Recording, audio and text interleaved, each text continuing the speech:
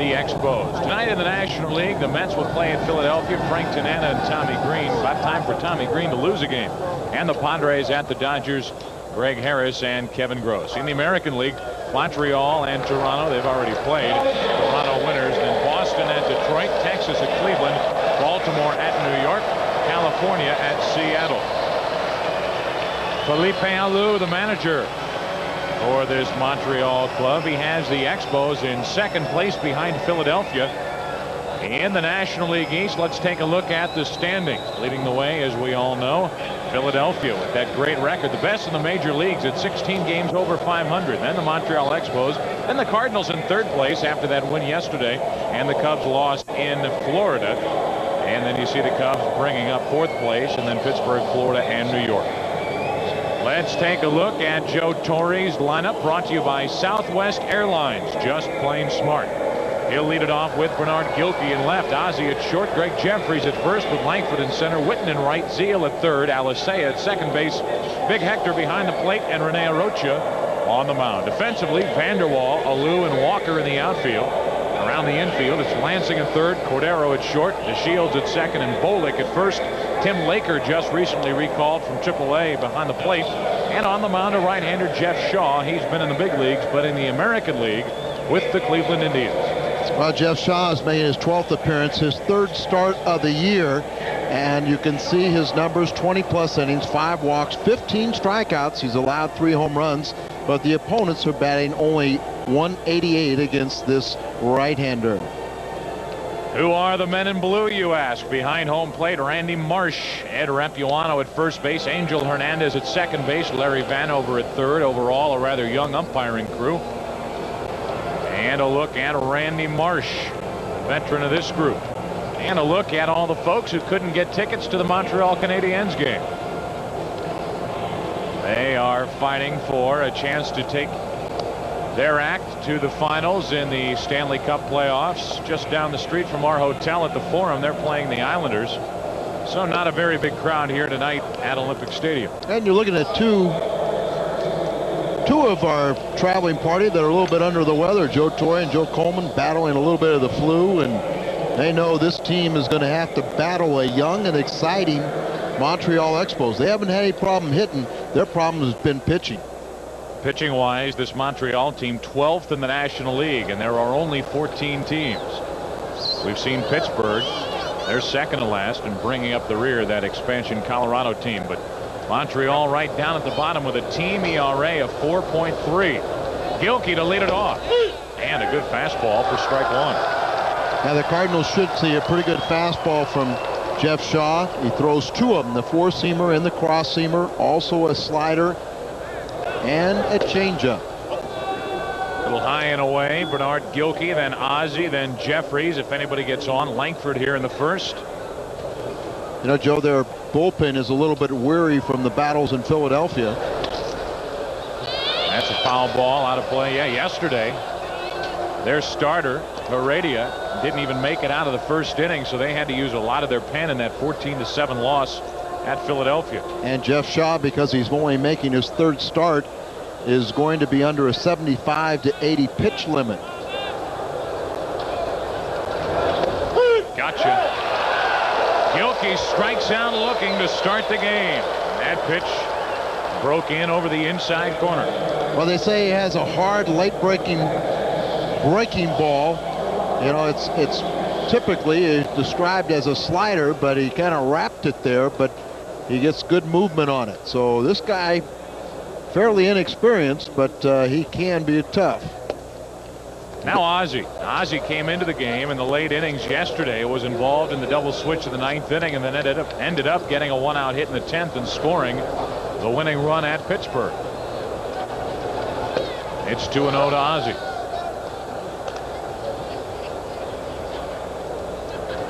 Well, we say we've been having trouble with the breaking ball pitchers, the changeup specialists. We should like Jeff Shaw. Here's his 2-0 to the Wizard, and it's ball 3. Montreal pitchers have really struggled in the first inning. Opponents have scored 52 first inning runs in their first 43 games. Not anywhere close, and that's ball 4. So 4 straight out of the zone puts Ozzie on base here in the first inning. So a strikeout followed by a walk. 1 on, 1 out for Mr. Jeffries as Ozzie will run the bases. He has 5 steals this season. There's Greg hitting .275.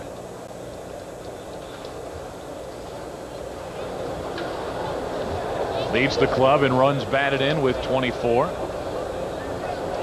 Knocked in a run in yesterday's 9th inning at Pittsburgh. Looked like it would be the game winner until the home run in the bottom of the 9th. The Cardinals pulled that victory out of the fire. It was a wonderful afternoon, and we forgot about all the struggles in the early going. Taking 2 out of 3 from the Pirates. Oh, that's low to Jeffries. That microphone down there making this guy Shaw sound like he's throwing 110. Well, Joe Kerrigan, the Montreal pitching coach, told me that he throws 92 to 93 miles an hour. I asked Witten about him. He played with him a little bit in Cleveland. He said nowhere near that. And he misses again. That's 6 straight out of the strike zone, and it's 2-0 to Jeffries. The only Cardinal hitter around is Gerald Perry, who has faced this pitcher, Jeff Shaw. That was in Gerald's brief time in the American League with the Royals. Actually, Jeff Shaw came from the Royals. He was part of the trade for Gardner. Gardner and Pyatt. And then they got Spear, who just was sent out today by Felipe Alou, and he traded places with Laker. Borderline pitch for a strike, and the crowd applauds that effort. And Jeff Shaw saying 1 out of 7 ain't bad. 2 balls, 1 strike, 1 on, 1 out. Jeffries up with Langford to follow. First inning in the first game of a 3-game series here in Montreal. Ozzie may do some running. He does not. And Jeffries takes care of Mr. Lansing. 2 out. Greg went after a bad pitch there on 2-1. Almost looked like he thought the hit and run was on. Take a look at the delivery of this right-hander, Jeff Shaw. Tries to utilize a little leg drive, and that's where you get most of your velocity from. And you're right, he went after a bad pitch, talking to Jeffries a little bit before the game, and felt he was not in a real good groove right now. One thing he wanted to do was to be a little more aggressive. Might have been too aggressive on that pitch. He does get Ozzie to second. He's there with 2 out for Langford. Ray now hitting .285. That's strike 1. Langford was standing behind the batting cage while the Expos were hitting, talking to Tommy Harper, the coach with Montreal. In fact, their hitting coach, and Harper was saying, "How you getting along, Ray?" He said, "Oh, I'm still feeling for it. I'm really struggling right now." And he winked at me and he said, "I'm just trying to bait him." So Langford is feeling good at the plate, and his average has reflected that. Ooh, pretty good pitch. 1 ball, 1 strike.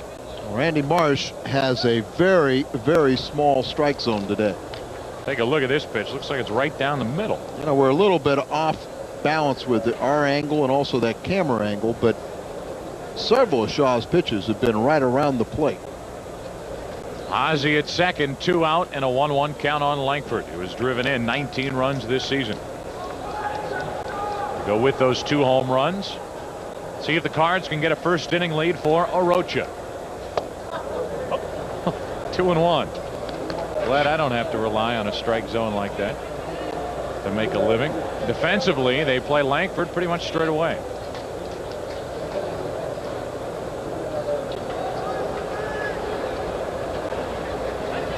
Shaw behind on the count, 2-1. 2-2. You notice when we gave you the defensive lineup for Montreal, a name missing from the group, Marquise Grissom, who's been bothered by a bad ankle. And so he's not in the lineup. Hurt his ankle yesterday and had to leave the game, and they said it'll be a couple days, but of course Grissom, he volunteered and wanted in the lineup today. I told him to take 3 or 4 more days off. Terrific player. Runner at second, Ozzie, 2 out, and Langford steps out. You might have heard a small cheer here at the ballpark A lot of folks brought their TVs, and the Canadiens just got a goal from Kirk Muller. They take a lead over the Islanders. 2-2 to Langford. Full count. Jeff Shaw has thrown an awful lot of pitches here in the first inning. He struck out Gilkey, and he walked Ozzie. Deep in the count, Jeffries grounded out. And now it's 3-2 on Langford. Ray trying to give the Cards the lead to the shortstop Cordero. And the Cardinals are finished in the first. No runs, no hits, a walk, a man left after 1/2 inning. A Rocha to the mound here in Montreal. No score. Mountain man survival skills. The basics. A true mountain man must have a keen sense of direction, a certain physical dexterity, and a talent for surviving the most unforgiving climates. Of course, nothing is more key to a mountain man's survival than plenty of smooth bush beer and easy drinking bush life. So, head for the mountains and learn how the mountain man survives even the most grueling conditions.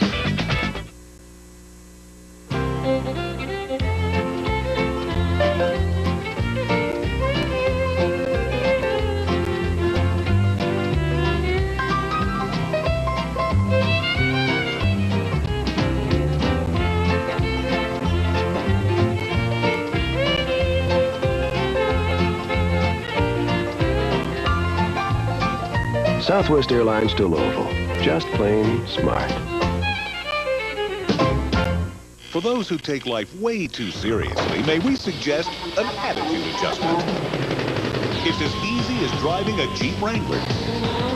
The original go anywhere, do anything 4x4. That's now even easier to get excited about when you consider its price. So get serious about changing your attitude and get behind the wheel of a Jeep Wrangler today. See your neighborhood Jeep and Eagle dealer today. A look at Felipe Alou's lineup brought to you by Southwest Airlines. Just plain smart. Delino to Shields, John Vanderwall, Moise Alou, then Larry Walker in right, Frank Bolick at first, Will Cordero at short, Mike Lansing at third, Tim Laker the catcher, Jeff Shaw batting ninth. Here's DeShields, and he looks at a strike from Rene Arocha. Delino batting .255 with a home run and 7 runs batted in. Strike 2. Rene Arocha is appearing in his 7th game, his 5th start. He's 3-0, good ERA at 2.27. He has thrown 31 2/3 innings, only walked 3. Big part of his success. He's struck out 19, allowed 2 home runs, and opponents are batting .198 against him. And he strikes out the leadoff man here in the first inning to Shields. See ya. Defensively for the Cardinals in left field, Bernard Gilkey. In center, Ray Langford, Mark Whitten right, with Zeal, Ozzie, Alicea, and Jeffries on the infield. Hector behind the plate, and Rene on the mound. Oh, you just get a good sense when he's on the mound, and he's in complete control. He's not too much unlike Tewksbury. He has a different repertoire than Bob Tewksbury, but you always know he's going to be around the plate. And it seems like he's always going to keep you in the game. He takes care of the first 2 as Vanderwall grounds out to short. Welcome to Quebec, Mr. Arocha. Well, he's a team leader with his .227 ERA. The opponents are batting only .198 against him. Cardinals have averaged 5 runs when he's the starter, and his walk ratio, well, it would be phenomenal if you didn't have Tewksbury in the same staff, but less than 1 per 9 innings. He's just getting used to the United States, just getting used to English, and now we throw him into Canada. He doesn't know which way to go. Here's Alou, and what a player he is. They stole him from the Pittsburgh Pirates organization. This guy's going to be a good player, you would think, Al, for a long time. Hits the ball hard, but right at Ozzie. That was quick. Expos go in order in the first inning, and after 1 here at Olympic Stadium in Montreal, no score. Hey, Vern, what you doing? What's that? A heat pump?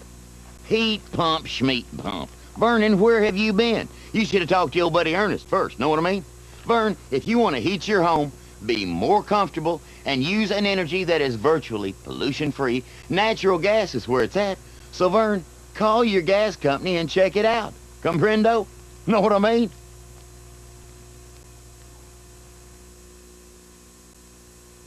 What would you do for $1 million? I'd climb the highest mountain and try a little skydiving. For $1 million, I'd go back to work. I'd eat a phone. I'd wrestle an alligator. I'd kiss a horse, yes. Right on the lips. I'd even let my wife retire. I would do anything for $1 million. I would walk over hot coals, glass. $1 million is a lot of money. People will do a lot of unbelievable things for $1 million. All you have to do is pick 6 numbers. Missouri's Lotto. What are you waiting for?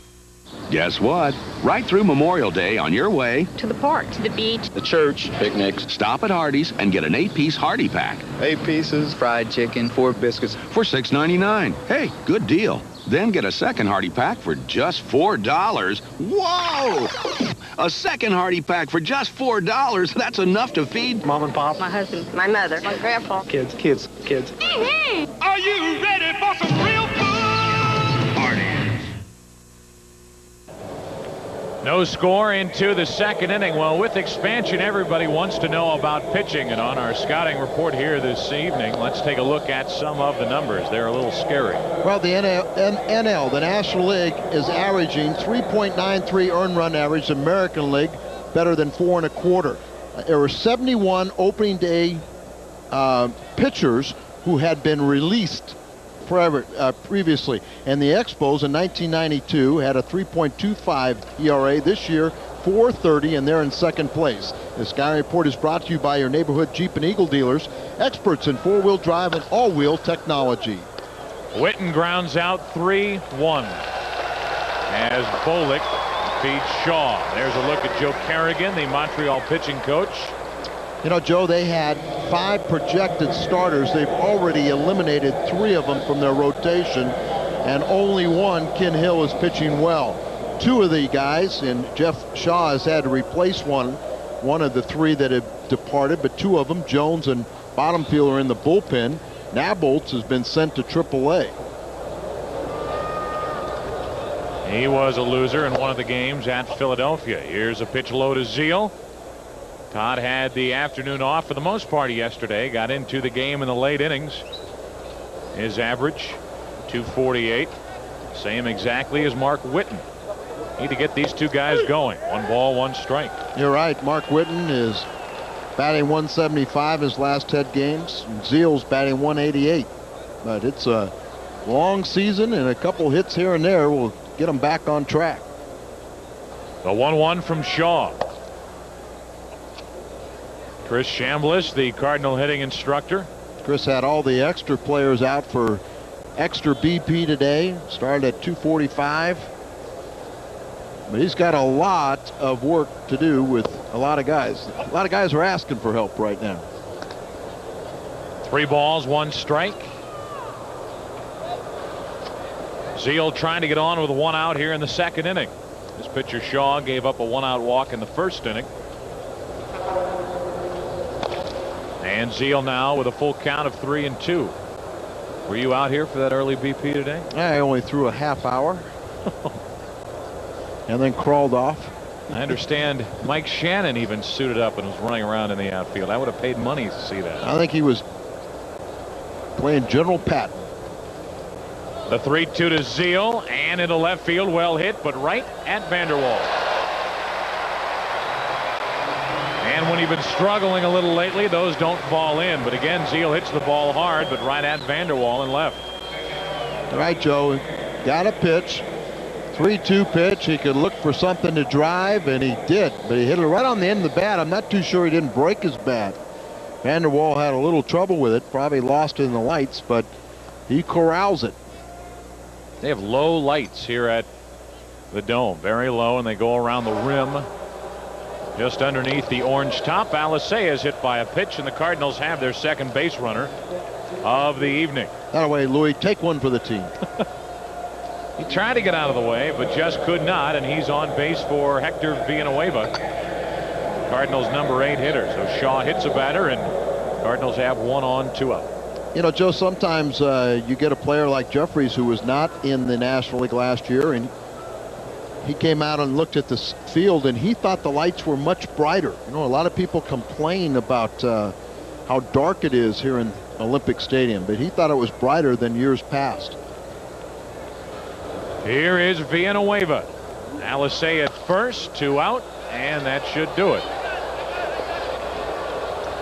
To the first baseman, Bolick. And the Cardinals are finished in the second inning. They leave a man after getting a hit batsman. After an inning and a half here in Montreal, no score. If you're looking for a sports sedan with a 24-valve, 214 horsepower engine, 4-wheel anti-lock brakes, and traction control, the new Eagle Vision TSI should suit your taste. Allow us to whet your appetite. Test drive the new Eagle Vision TSI at your dealer now. See your local Jeep and Eagle dealer. Snooks has a great lineup of savings for you today. Here's the windup and the pitch. Malt's barbecue sauce, 2 for $3. Next on deck, Eagle chips, on sale, half price. And a double play. Ortega sauces, buy one, get one free. And here's Snook's designated hitter. Pride of the Farm whole pork butts, 88 cents a pound. Make a short stop to Snook's, your savings store.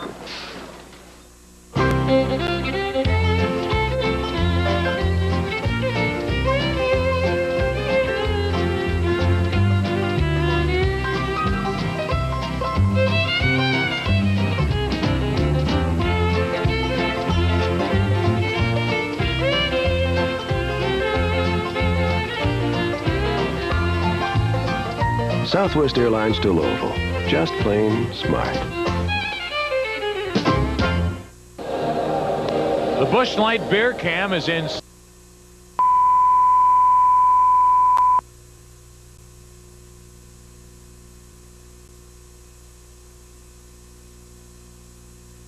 Back truck, because who knows, Busch Light could be putting you on television. A look at the roof and the lights and everything here in Montreal. They have had their fair share of problems with that roof, which comes down from a big arm that extends over this ballpark. Olympic Stadium. Here's Larry Walker, and there's ball 1. Walker with good numbers, 305 the average, 7 home runs. Arocha has retired the first 4 here in Montreal. 1 out here in the second inning. You know, Joe, I was talking about opening day rosters. Arocha is one of 37 rookies. He's not one that includes this, but of 37 rookies, 20 of them were in Double-A or lower last year, and 19 more had spent less than a year in the big leagues. 5 didn't even throw a pitch in the United States. 71 were released. 109 had losing records, and 87 had ERAs over 4. Kind of makes an old pitcher want to get back into this. No, game, it doesn't. But I mean, I've even heard talk about expanding, having expansion again in 2 more years. Boy, that'll be great. Batter now is Frank Bolick, and the count is 1 ball, 1 strike. Bolick came from Seattle, 26-year-old infielder. Play a little third, a little first base. And he gets the first hit of the evening. Into center field, a 1-out knock. And the Expos have their first base runner. Arocha is a rookie. Well, so is Bolick. He is one of 6 rookies that the Expos have. They say this switch hitter is a pretty good hitter, and he just goes out and hits it off the end of the bat, reaches for it, and drives it into center field. Bolick, a winter ball teammate of Rod Brewer. So they were sharing some laughs before the game, and now Bolick gets the first hit of the evening, and that'll bring in Will Cordero. Young shortstop for the Expos, hitting .252. And he looks at ball 1. He's got some good pop in his bat. He's hitting .313 over his last 13 games. And defensively, they say he has much better range. Runner at first, Bolick does not have a stolen base this season. See, the Expos want to do some running. Well, the Expos are #1 in the stolen base department in the National League by a large margin, 11 over their nearest competitor, the San Francisco Giants. The 1-0 from Arocha, 2-0. Cordero up now, and Mike Lansing, another rookie, waits on deck. That's one thing. They really don't have a leader amongst their players. Their genuine leader is their manager, Felipe Alou. But as far as an on-field player being a team leader, they really don't have one. 1 on, 1 out, and that's foul for strike 1. I would think the closest player they have to a leader is Walker, their right fielder. Well, yeah, you could say that, but then some people say that he's a little bit out there in not left field, but right field, and he's a kind of a free spirit, free thinker that they wouldn't want too many people following him, but what a great player he is. How about Grissom? Grissom's upset with his contract. And you like to have somebody in the infield. They got all the young catchers, so there's no one taking charge there. They got a lot of young pitchers. And so Felipe really is assuming the role. And that is something that is more prevalent today's baseball. You used to always have, you know, when Joe Torre was playing, you had Joe Torre and Gibson, people like that. They took charge of the ball club, and Red could just be out there and just put up a lineup. The 2-2 into center for Langford. 2 out, and Bolick back to first base. He's there for Mike Lansing. Now here's an interesting story coming to the plate. Lansing played at Double-A ball last year, hit .280 at Double-A, and when their normal second baseman, Delino DeShields, couldn't answer the bell at the beginning of the season, they just allowed Lansing to play. Well, he started hitting the ball out of the park, started knocking in runs, started driving the ball in the gaps, hitting around .360 for the good part of the first quarter of the season. Now he's down to .303, but they moved him to third base because they just could not afford to have his bat out of the lineup. That's a wild throw to Jeffries, and it moves Bolick down to second base. An error on the pitcher, Rene Arocha. The first error for Arocha, and here he short hops Jeffries. Just tried to flip it over there, and Greg tried to keep it in front of him, but it got off to the side, and Bolick took advantage of it. So now a base hit by Lansing could give the Expos a second inning lead.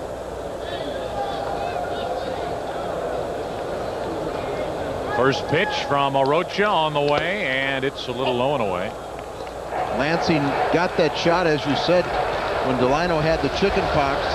He was going to be a utility player. He can play second, short, and third base.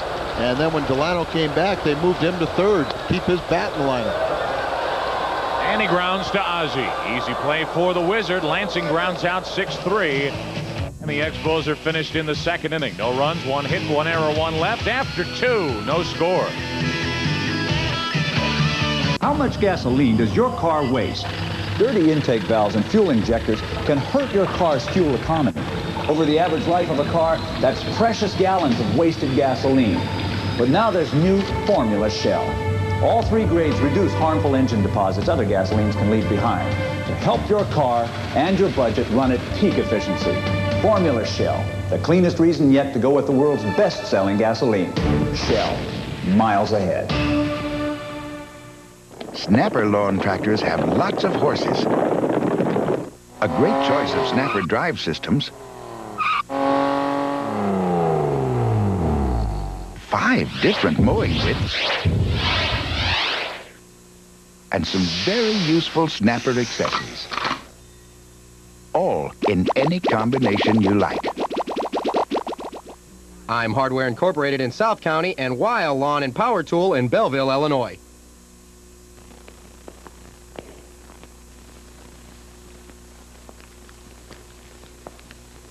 You know, a lot of people go through a lot of trouble to get a little extra money. But you don't have to, Edna. You just get a loan from Boatman's. It's pretty darn simple. You just give them a call, they take down some information, they call you back. It's that easy. Whoa! Oh, let me get that for you. Don't touch that quarter. Okay. Boatman's loans, as easy as 1, 2, 3. Is that getting heavy? On Monday, May 31st, the Cards host the Dodgers at the ballpark.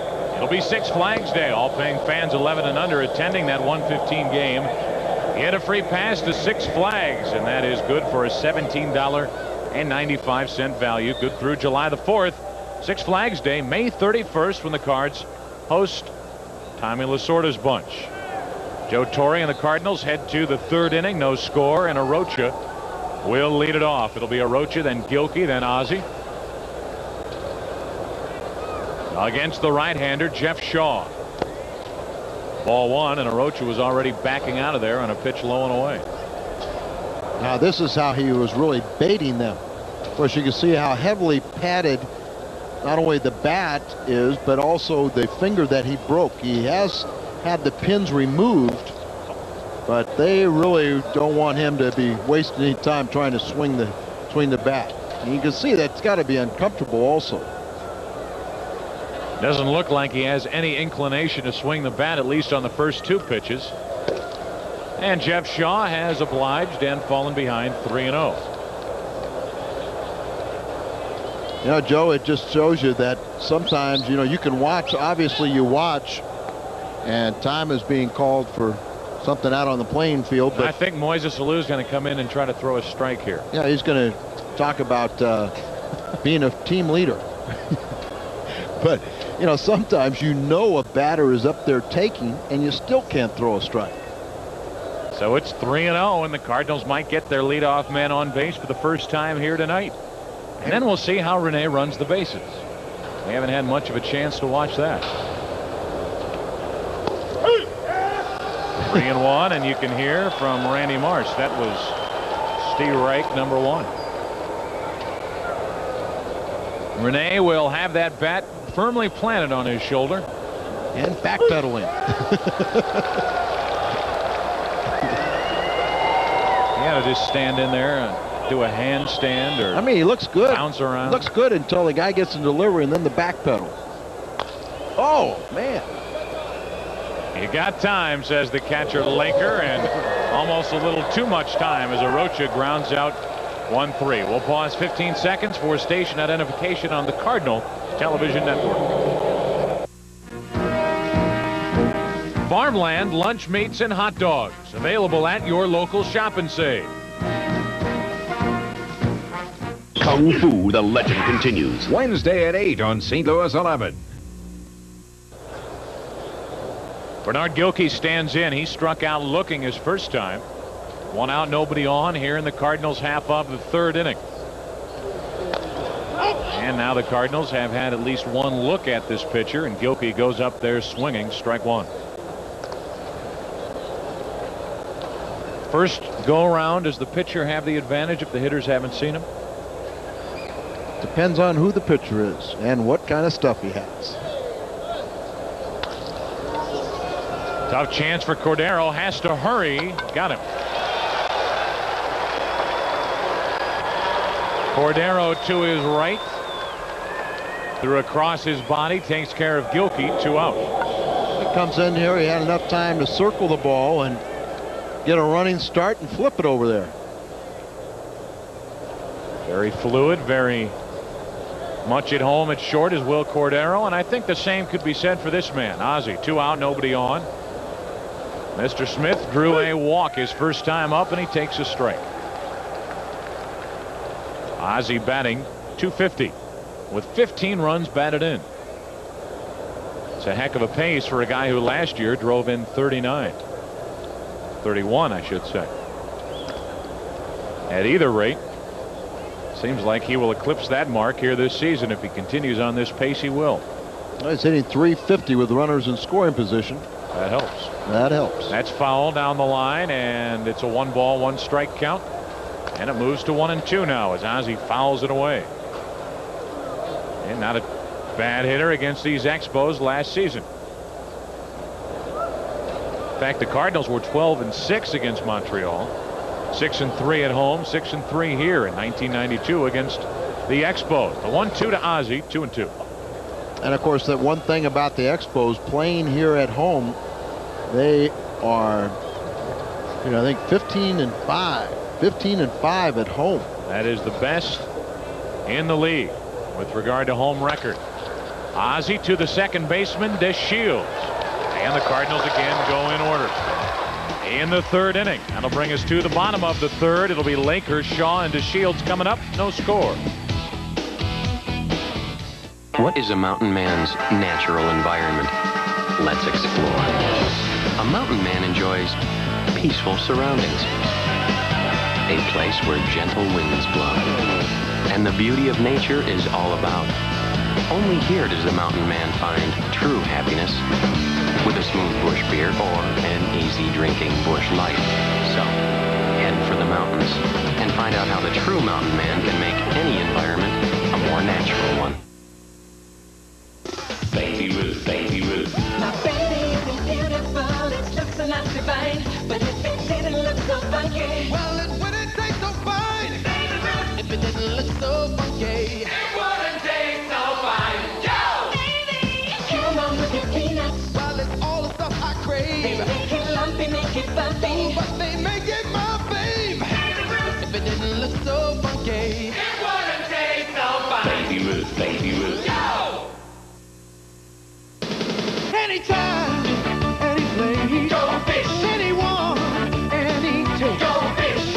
Any day, any night, any size, appetite. One place does it right. Go fish. At Long John's, get what you want any way you want it. From combo platters to baked meals, from value packs to $1.99 specials. You can get your wish anytime. Go fish. Long John Silver's. Go for one of our 3 great $1.99 specials. And don't forget to add a piece. For the benefit of the folks back home in St. Louis who did not get a chance to see a lot of this or hear about the Busch Light beer can, we'll talk about it. It's in St. Louis, and it could put you in a Busch Light commercial. Busch Light drinkers all around town will be telling why they like Busch Light. All you have to do is look for the Busch Light beer can or Busch Light 6-pack truck, because Busch Light could put you on TV. There's a look at a strong triumvirate. Laker is 0 for 1 since being recalled from AAA as he flies to center, taken care of by Langford. Well, Laker really earned that return back to the big leagues with a batting average at Ottawa of .194. You say that with tongue firmly planted in cheek. Well, that was just going to lead me to one of Minnesota's call-ups. Here is the pitcher, Jeff Shaw, and he looks at a strike from Arocha. Minnesota Twins going so bad with their pitching staff, they called up George the Animal Samus, who had an 8.36 ERA in AAA. Getting the job done down there, so yep. Why not call Why him? not? 0-2 on the pitcher, Jeff Shaw. An 8 ERA. 1 out, nobody on. And a breaking ball. Jeff Shaw had already taken his helmet off and gone back to get something in the clubhouse. Now he realized that was called ball 1. Now watch this. Now watch not only the catcher, but watch the batter. And how in the world can that not be a strike? The batter's going back. And now this was a rerun, wasn't it? This time he swung and missed. He wanted a strikeout swinging. That's 2 strikeouts for Arocha. And 2 quick outs here in the third inning, and it looks like Arocha has brought his good stuff to Canada. He looks sharp again here tonight. Here's DeShields. I don't think we expect him ever to have bad stuff, do we? I mean, here we are getting to look at this 28-plus-year-old. You still don't buy that. I don't care how old he is. He can pitch. DeShields struck out his first time. 1 ball, 1 strike. Delino hitting .255. Been around for a while. His first full year in the big leagues, 1990. Still a rather young player. He made a quick trip through the Montreal organization. He's 0 for 2 here tonight. Ozzie takes care of DeShields, and Arocha looks sharp here this evening. After 3, here at the Big O in Montreal, Quebec, Canada, no score. It's It's the new New York Suit Exchange grand opening celebration. America's best deal on men's suits just got better. How we're still always America's best suit buy, the home of the original famous $100 suit, always, every day. And now, the new gold collection. Always top of the line, 100% wool famous maker suits, values to $500. Now $150 every day. Plus a free silk tie, free lifetime alterations, and a 1-year warranty. All for only $150. Now 3 locations across from Northwest Plaza, downtown Clayton and downtown St. Louis. Some mountains are over 500 million years old. And while water still covers over 2/3 of them,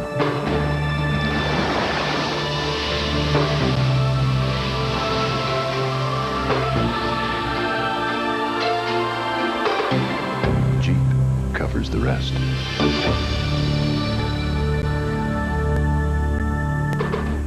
Schnucks has a great lineup of savings for you today. Here's the windup and the pitch.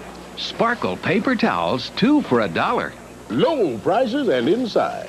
Ultra Slim Fast, ready to drink, 79 cents. This one will make it to the home plate. Stay Sweet Yellow Corn in husk, 18 cents. A hit up the middle aisle. Schnucks Super Soda, 4 6-packs, $2.99. A power play that'll hit home for sure.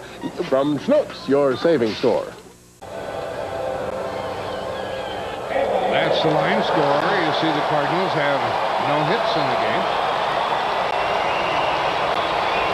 And now the Montreal Canadiens cause a stir here in the park by getting the second goal in their playoff game against the New York Islanders. First up for the Cardinals is Jeffries. He grounded a third on a slow roller. This pitcher, Jeff Shaw, has retired 4 in a row. He walked one, he's hit one, and there's a ground ball to Cordero. This is something, isn't it? Making a star out of this pitcher, aren't we? One gone.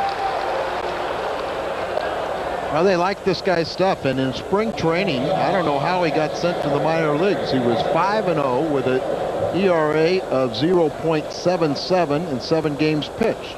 And they sent him out. And they sent him out. And they brung him back up. They brung him up. They put him in the bullpen jack. He's making his 3rd start, but he does have a pitch limit of 75 to 80 pitches. Batter is Langford. All 1 to him. Do we have a microphone in the catcher's glove? It sounds like it, doesn't it? 5 in a row set down by Jeff Shaw. Randy Marsh calls it a strike, 1-1. When's the last home run we hit? You know? It has been a considerable time. None in Pittsburgh, right? None in Pittsburgh. Of course, that's a hard park to hit home runs. Yeah, it's a hitter's park. 1 ball, 1 strike to Langford. And Shaw blew it right back. He's in the hole 1 and 2. Joe Kerrigan said that he throws his fastball 92 to 93 miles an hour, but Witten, who played with him a little bit in Cleveland, said he didn't throw anywhere near that hard. Langford is still up there with 1 out here in the 4th inning. There's Felipe Alou. To his right is his pitching coach, Kerrigan. They have really revamped the pitching staff. They have changed 3 starters since the opening of spring training. And they say only Kenny Hill was pitching well out of the rotation. That's right. Even Dennis Martinez, their star, has not been pitching well at all. But Hill is holding 4th. And we shall see him in the finale here on Wednesday. He'll be matched up against Joe McGrain. Langford leans back and full count results.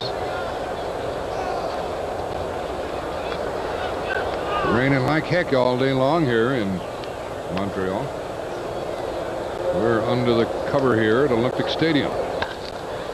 Still 3-2 to Langford. Langford is tied for the most hits on the club with Jeffries with 41 after his slow start. And they play Ray straight away in the Montreal outfield. This is a quiet, restful game. Scoreless, 4th inning. It's just as quiet on radio as it is on TV. Oh yeah, there's nothing going on here, man. Well, you know, these fans really don't say anything. You can't even hear the vendors. We have a lot of noise in our ballpark. 3-2 to Ray. He walks. He becomes the third Cardinal runner, the second walk. On 3-2, he laid off. Ball's going to be up a little bit. Hanging off-speed pitch. He throws that split finger. Look, some of those don't break all the time. Langford is a threat to run. He has stolen 6. Tim Laker's the catcher, and this is Witten with 1 out. It's been a while since he bopped one. Ball 1. He says that Shaw doesn't throw hard. Huh? He's a teammate of his over in Cleveland. He pitched a little bit. He has a lifetime record of 3-11. Hey. Well, I'm glad they took that pitcher out after 8 innings yesterday. You know, I was talking to Mark about Otto yesterday because he was a teammate at Cleveland too, and he said, you know, he pitches a lot like that. He's in and out of trouble all the time. Remember, he had a couple innings where he thought we were going to knock him out, and I said, Mark, he was 9-19 in 40 starts. I said, how many good games did he pitch? And he said, oh, about 9. Runner at first is Langford with 1 out. 2 balls, no strikes the count to Witten. Witten has been sitting on 6 home runs and 23 runs batted in for a period of time. They play him straight away. They don't even play him to pull. He pulls it into the corner, and Walker grabs it. Might get a double play out of it. Yup. That's terrible base running by Langford. Terrible base running. No score, bottom of the 4th.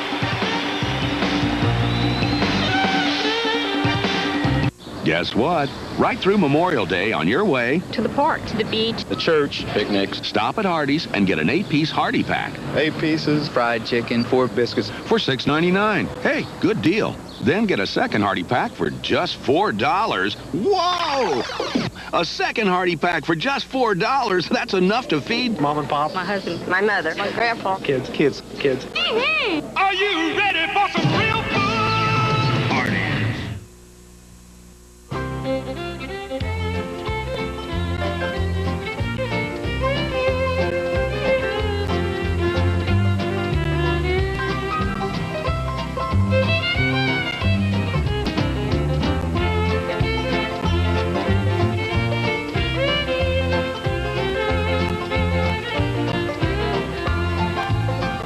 Southwest Airlines to Louisville. Just plain smart. It offers features like anti-lock brakes, traction control, touring suspension, and dual airbags. But if all that doesn't move you, perhaps its 214 horsepower engine will. The award-winning Eagle Vision TSI. Buy or lease one at your dealer today. See your neighborhood Jeep and Eagle dealer today. We want to point out that Ray Langford was not running with the pitch. That is not the reason he was doubled up. Well, this ball was the first really hard hit ball we have seen off the bat of Witten in a while. He gets the pitch right out there. He lines it. And as you said, you just can't get doubled up on a line drive. There was no reason. He wasn't running. Wasn't a hit and run, and particularly Walker, because he is a terrific fielder. Where are you going, Ray? There's only 1 out. Now there's 3.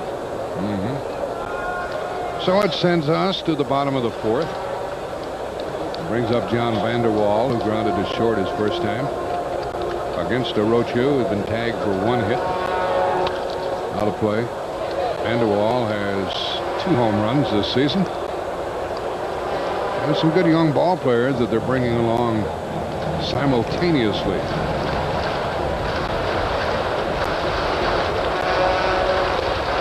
fact, they have had no problems scoring runs and hitting.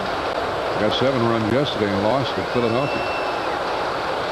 Breaking ball, and that one's a little bit low. By the way, Pete Incaviglia hit his 7th home run of the year, and the Phillies jump ahead of the New York Mets 1-0.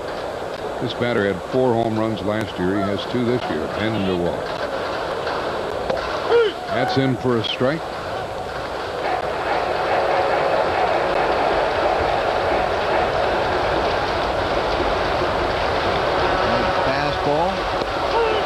And on the inside corner, and Vanderwall wasn't looking for that one.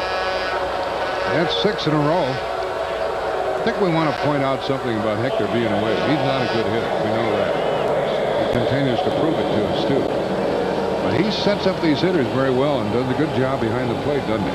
Joe Torre, by his own admission, is extremely hard on his catchers. But he has been very, very pleased and says that Hector calls a terrific game. With 1 out, ball 1 to Moises Alou. He's a good-sized young player who's only going to get better. He's good in all departments of the game. And you just watch him, you know he's going to be a good hitter because he's very little movement in his batting stance. You know, he doesn't have all that movement back and forth. His hands are real quiet, and then he just pulls the trigger. He's 6'3", 190. He can run, too. Hits it to the hole, and Ozzie tries to get him and did not. Good effort by Ozzie. Got a little tangled up when he landed on his tum-tum there, and he took a little longer getting up than the ordinary does. The ball rolled away from him. What an effort, though. Unbelievable. And, of course, Lou can run. And he gets down the line with those big, long strides, and he's running all the way. Almost fell on his face, but... And as a base stealer, Jack, he's 11 for 11. But that was a terrific effort by Ozzie. And Arocha says the biggest thing that has been surprising to him, or the biggest... There goes a runner. And the play has to go to first. Close, but out. He was out. That was Walker. Might have called him out. Here comes Alou to argue. The other Alou, the manager, Felipe. I thought he was out. Did you? I thought he was safe. Okay, we'll make it a replay. Well, that tells you what a tough job it is for the umpire. And Ed Rapuano is the first base umpire. Ball up the middle, and you see him takes a second to set himself, and can't really tell there, can you? Because you don't know when Jeffries pulls the glove. I would say out, though, because you know the ball's traveling faster than the runner. I want him to be out. He is out. That's right. But the running game prevented the double play and caused Alicea to throw to first. Now a runner at second, 2 out for Frank Bolick. He has the other hit. He singled up the middle in the second inning. Bolick, B-O-L-I-C-K, from Pennsylvania. And Arocha gets on top. His fastball must be something, Al. He gets a lot of strikes on his fastball. He's got a little better hop than you think. And that was the first thing that surprised Al Maxwell. They didn't think it threw very hard. He slugs him in the back. That deadened that arm for a moment. That'll teach you to get a hit off of Rocha. This one didn't miss. It just gets him right square in the middle. Right on the 8. Yep. So they're 2 on, 2 out. And it brings up Will Cordero, who lined out to center his first time. Here's another pretty good young player. He has a .250 batting mark. Will Cordero has 4 home runs. He's a big fellow from Puerto Rico. He muscled up over the winter, and they felt he'd be a lot stronger. He's also second in the National League with 14 doubles. 6'2" and 185. 2 on, 2 out. Big spot here in the game and a strike on the corner. Arocha 3-0 in the way the Cardinals are not hitting. Better not let this other club get out in front, or if they do, by only a run or so. Cordero the hitter. They play him straight away. That one's a little low, 1-1. Arocha with an earned run average of 2.27. He has struck out 22. Walked only 3. Watch it here to Cordero, and low and away. Boy, that was a perfect pitch from the pitcher's viewpoint. Had him reaching, and of course it was the pitch before they went inside. And there he goes, that good slider. He's got a great slider and a real good sinking fastball.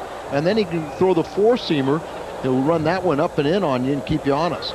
How's he going to try to get him out? Ooh, he got him out on the corner, and the inning is over. That's 4 strikeouts and 2 left for Montreal, we played 4 scoreless innings.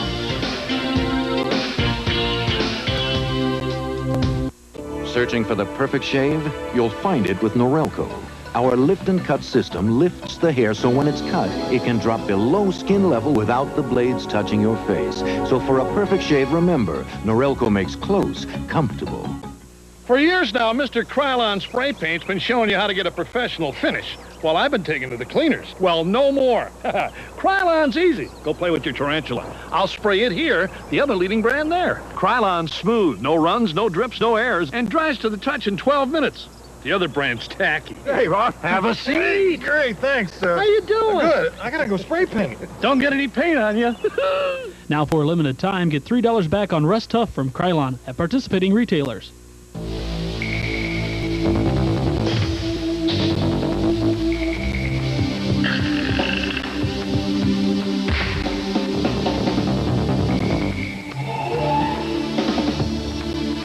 At Auto Tire, we know you have a tough road ahead. But don't panic. We sell Kelly tires. When the going gets tough, get to Auto Tire. For low prices and great service. Auto Tire, we keep you rolling right. Why use Valvoline motor oil? It's the #1 choice of Indy 500 chief mechanics, Daytona 500 chief mechanics, NHRA mechanics, and Baja 1000 mechanics.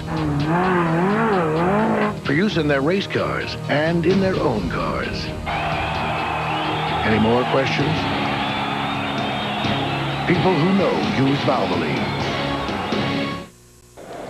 Zeal will lead off in the 5th. It's scoreless. This program authorized under television rights granted by the St. Louis National Baseball Club Incorporated, solely for the entertainment of our audience. Any publication, reproduction, or other use of the pictures, descriptions, and accounts of this game without the express written consent of the St. Louis National Baseball Club Incorporated is prohibited. Zeal lined out to left his first time up. Only a couple of balls hit to the outfield against this pitcher. In at the knees from Jeff Shaw. Zeal has only 1 home run. His average, .248 at the start of the night. Into the hole, and a good play by Bullock. Or rather by Lansing to Bullock for the out. Zeal's 0 for 2. Jack, you can see when the Cardinals are hitting and when the pitcher's getting ready to pitch, they blacken out that scoreboard for the Cardinals, Dodgers, and Atlanta. See, now they blacken it out. When the Expos hit, it is all lit up because our team has complained. And you want to hear something odd? Yeah. The Mets complained also. They complained that by turning it off, it disrupted their, they were complaining, so they turned it off and turned it black when they were playing. And then they said that going back and forth confused their hitters. Astounding. Here is 1 ball, 1 strike to Alicea. He was hit by a pitch his first time. Cardinals have. How many hits we have, How about none? You kidding? We have 2 walks, 2 walks and a hit batsman. Alicea was hit last time, but Jeff Shaw is at a no-no to this point. Cardinals are 10th in the league in hitting. Alicea gets one on the ground to the Shields, who keeps the no-hitter intact. 2 good plays by the infielders in this inning. The Expos have committed 42 errors. That's the 12th most in the National League, but their coaches say that their errors haven't really hurt them. And this is an example of what they can do defensively. The Shields, a good all-around player, and he makes a fine play, robbing a base hit off the bat of Alicea. Let's see if Hector can get lucky. Ball 1. Hitting ahead of the pitcher, Hector Villanueva popped out his first time. He's had 5 hits, 41 at bats. Batting .125 at the start. There's a strike. Shaw looks like Robin Roberts tonight. Bob Lemon. He's 0-1 for the year. He broke the bat and flied it into left field. Caught by Vanderwall, and the Cards go down in order and still haven't had a hit in 5 innings, and we're scoreless. This place is unusual. Do you know why? It's where wild things go. It's where wild things go. They come from far away to be wild for a day. It's where wild things go. It's where wild things go. Where the laughter lives on the wind. The land of happiness. Where wild things go. Busch Gardens, Tampa Bay, and no place else.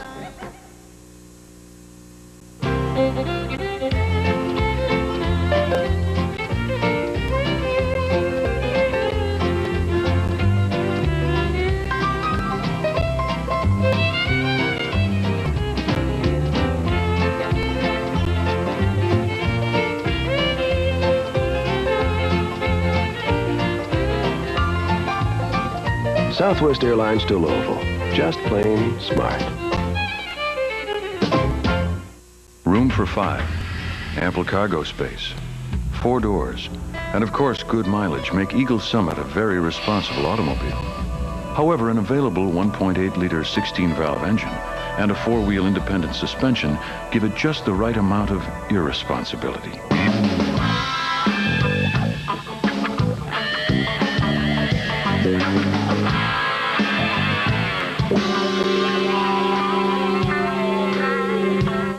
St. Louis Cardinal Baseball is brought to you by Busch Beer. Smooth as a mountain stream. Head for the mountains of Busch. Now, this is a national holiday in Canada. It's Victoria Day. In honor of Queen Victoria. It must be illegal to hit the baseball on a national holiday here in Canada. Well, there's only been 2 hits in this game, and we're going to the bottom of the 5th inning. Montreal has both of those hits by Bolduc and by Alou. The bottom 3 in the order will face Rene Arocha. The Cardinals have had no hits. They've had 2 walks, a hit batsman. And it's a scoreless game in the home half of the 5th. This batter, who played at Wichita State, grounded to short his first time. And he pops it into short left field. That might drop. Ozzie made the catch. Ozzie practices that play every night for about 10 minutes on that little pop fly with his back to the infield. That's ordinary for him. Yeah, but watch Gilkey just laid off it. You know, it's one thing. You saw him restart up, but that's a very difficult play. Ozzie, you know, is so great at it. But see, here's Bernard. You know, yeah, but there's a problem there, Alan. Sure. First of all, here's Laker, and ball 1 to Tim Laker. That Ozzie's range and his ability to make those plays causes a problem for Gilkey. On any other shortstop, Gilkey could just come in and take everything that he could get to. Exactly right. There's 1 out. Laker flying to center his first time, and that's ball 2.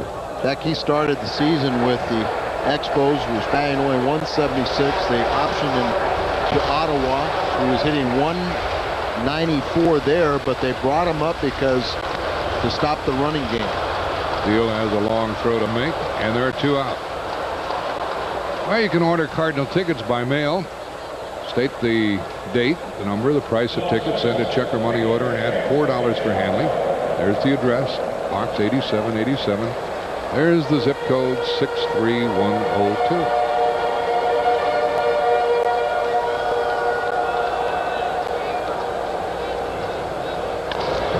A bouncer to Alicea.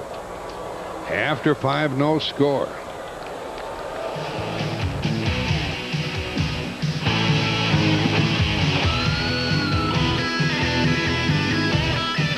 Nearly 300,000 Missouri children go without health care each year, and when they get sick, they simply can't afford to get there. To a parent, it's a loss of control. To a child, a loss of youth. But through the Caring Program, a charity developed by Blue Cross and Blue Shield of Missouri, we're providing health benefits to the children of low-income families. We believe everyone deserves access to quality health care. So we're looking today toward a brighter future. And what better way to see it than through the eyes of a child? What would you do for $1 million? I'd probably eat my socks. I would eat cockroaches, grasshoppers, grub worms, spider that wiggle. I hate bugs. 100 tamales, and without taking off the husks. I mean, wouldn't anybody about do anything for $1 million? Yeah, I'd kiss him for $1 million. I've done everything but kiss him for a lot less. People will do a lot of unbelievable things for $1 million. All you have to do is pick 6 numbers. Missouri's Lotto. What are you waiting for? Where there's smoke, there's chicken. At Jack in the Box, we slowly smoke chicken breast and carve it into tender slices. And where there's smoked chicken, there's cheddar. Natural aged melting cheddar. Then we top it with sizzling bacon, all on grilled sourdough. The new smoked chicken, cheddar, and bacon sandwich at Jack in the Box. Where there's smoked chicken, there's This Saturday, we have a daylight 12:05 game against San Diego. Pops Cat Day. For the kids 15 and under, they'll get a replica of the Cardinals' red home cap, courtesy of Mott's and the Cardinals, this Saturday when we play the daylight game against San Diego at 12:05. There's a comparison of the two starters. The Roach's only given up 2 hits, Shaw none. Neither one have given up a run. Shaw has walked 2. Roach struck out 4, and Shaw only 1, and that was the leadoff man, Gilkey. And it kind of looks like we have an automatic out here with the Roach leading off, although the pitcher got behind him 3-0 the last time and came back to get him on a tap back to the mound. How did you like that style of hitting? He looked up, looked mean and tough. He did, didn't he? And then he'd backpedal when the pitcher delivered the ball. You see the bandage. They've removed the pins from that finger. Ring finger left hand. And he has it protected. Not a very good hitter to start with. He's 0 for 10. 1-1. Gilkey will follow, and then Smith. And the Cardinals have no hits. They've been given 2 walks. And Alicea was hit by a pitch. I think Roach is going to get the first hit of this game for the Red Kidding me? You kidding me? I like that approach to hit. What? Step in the bucket. Step in the bucket. Throw the bat at the ball. Think this pitcher would walk him? I think he might have a chance. He might. He's trying so hard to throw strikes. 2-2. It'll be Arocha, then Gilkey, then Smith. Against the Hall of Fame pitcher, Jeff Shaw. He dropped the ball. And the count stays 2-2. Jeff used to be with the Cleveland Ball Club. Very good friends of the pitcher who was killed this spring. He strikes out Arocha. That's 5 in a row, set down, and he picks up his second strikeout. And he looks like a world beater. Here's Gilkey, 0 for 2. Well, I was told he was going to be under a 75 to 80 pitch count, and let's hope. Can't take him out with a no-hitter. Sure you can, but no, they won't. Gilkey has 1 home run. Ball 1. Tim Laker doing the catching. They have Lansing, Cordero, DeShields, and Bolduc on the infield. Vanderwall, Alou, and Walker in the outfield. Ball 2. Our good buddy Preston Gomez, who's managing San Diego, took out Clay Kirby with a no-hitter. Right, yeah. I think after 8 innings. People didn't like it there. No, well, I think the reliever came in and they lost the game, and he was booed. Well, here's Lansing. And he did get back. Good hustle by the Laker.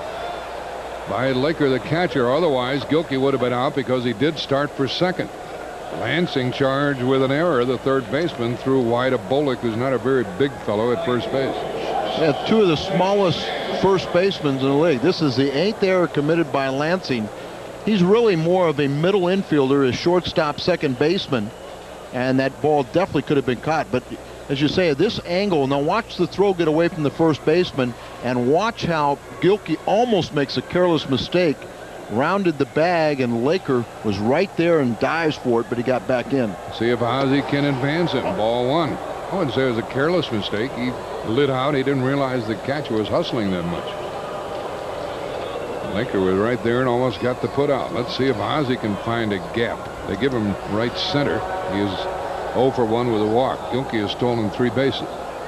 You say Laker's a good thrower? Well, that's the reason why they brought him back up. 1 on, 1 out. Cardinals still have no hits. There's hitting room through the right side as Bullock holds against Gilkey.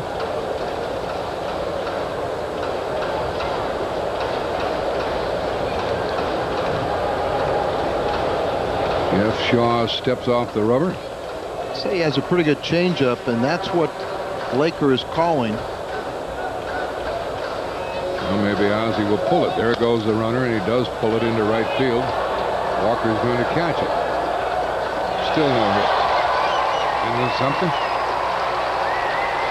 Looked like he got a pitch to handle and pulled, didn't he? Well, you said he was using that heavy bat. There was a changeup out in front, and the bat swung. Bat swung him. Bat swung him. And Gilkey's still at first, and still no hits. And the batter is Jeffries. He's grounded to third and grounded to short. Average down 3 points tonight.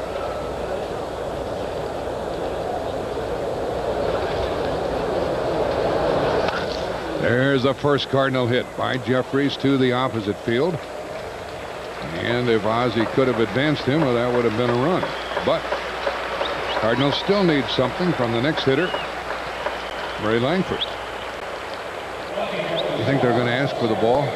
It does look like it there for a minute, but Jeffries slicing the ball into left field. And the umpire called time, and I think it was Jeffries was putting on that brace to protect his left hand, but it almost appeared that the Cardinals were asking for the ball. Yeah, they get their first hit of the night, so an error on a hit batsman sets it up for Langford, who is grounded out and walked. Cardinals need a 2-out hit here in the 6th of a scoreless game. They play straight away in the outfield. All the infielders are deep. That floater was low and away.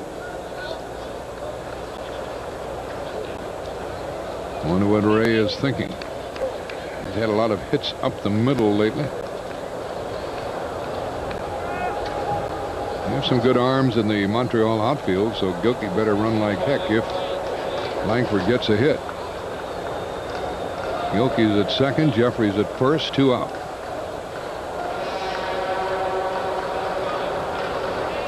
No score, 6th inning.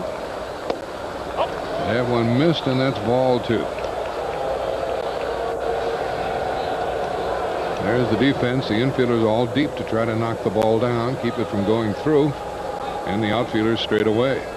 How about a repeat in the location where Jeffries got his base hit? 2 on, 2 out for Langford. He took it. He's probably looking for it in a particular location or a certain pitch. Didn't get what he wanted. 2 balls and a strike. Jeff Shaw, the pitcher.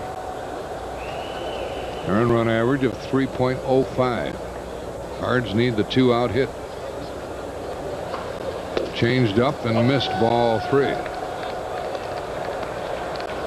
Looks like he is, well, I'm wondering if he would mind very much if he lost Langford and pitched to Whitten.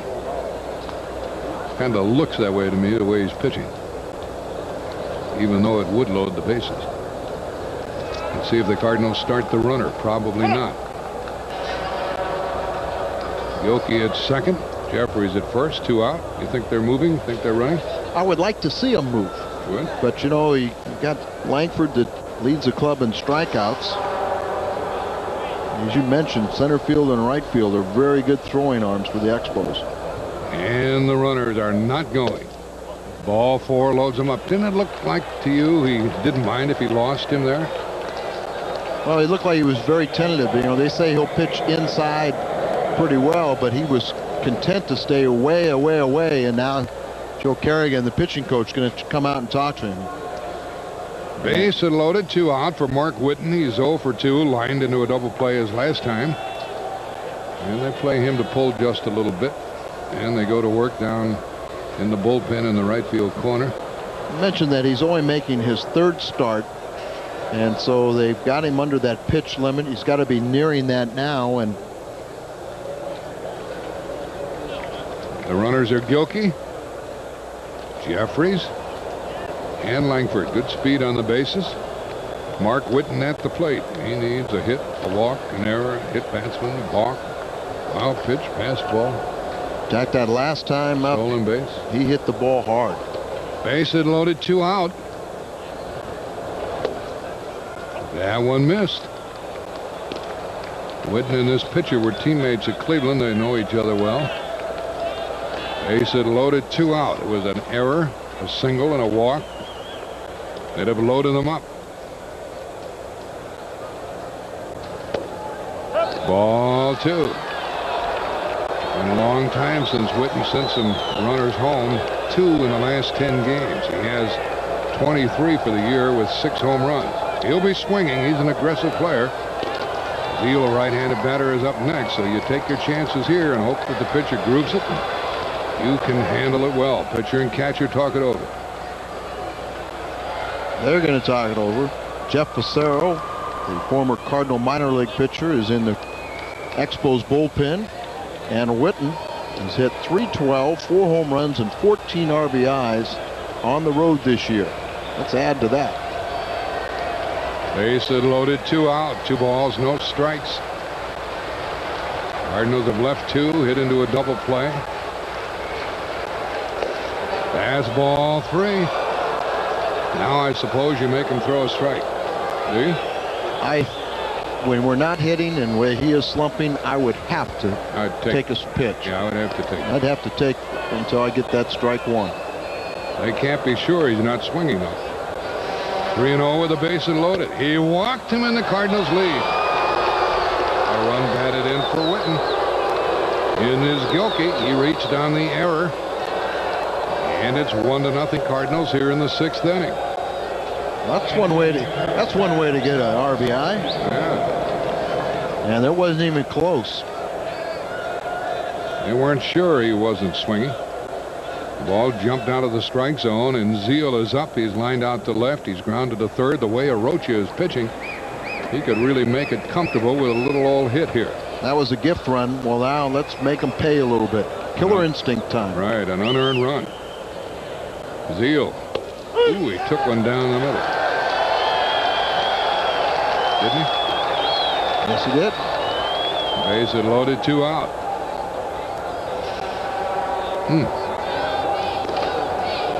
Zeal has driven in 19 runs this year.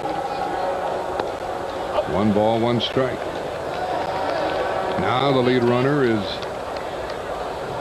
Jeffries.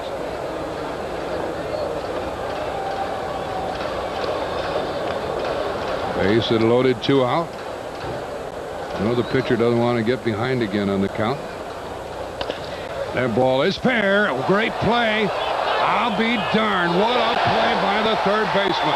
He took a double and 3 runs away from the Cardinals. I was still surprised that Zeal was out. The Cardinals lead 1-0. You've seen it before. The ones who run with the herd, and the one who always seems to run alone.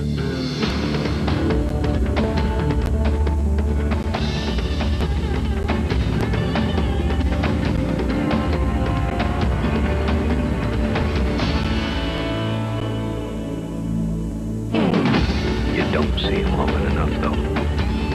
It's for the mountains of Hey kids, on Sunday, May 30th, the Cardinals play the San Diego Padres, and all fans age 15 and under with a paid admission will receive a free 5-foot beach towel courtesy of Amoco and KMOX Radio. This handy towel features full-color caricatures of Ozzie Smith and Bob Tewksbury, painted by renowned sports artist Amity. Great for the beach or just lounging by the pool.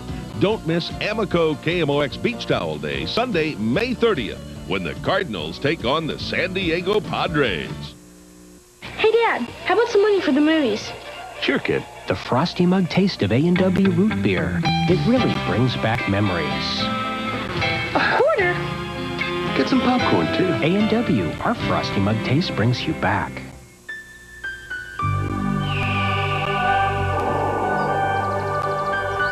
When it comes to selecting the best 4x4 around, this is what it comes down to. Introducing the award-winning Jeep Grand Cherokee Laredo. Get into one now for about $22,100. See your local Jeep and Eagle dealer. What a play to end the Cardinals' 6th inning by Lansing. Well, it was his error that got the Cardinals the 1 run, but this one saves 3. What a great play, and then to stop it there and came up and fired a cannon over there to nail Zeal.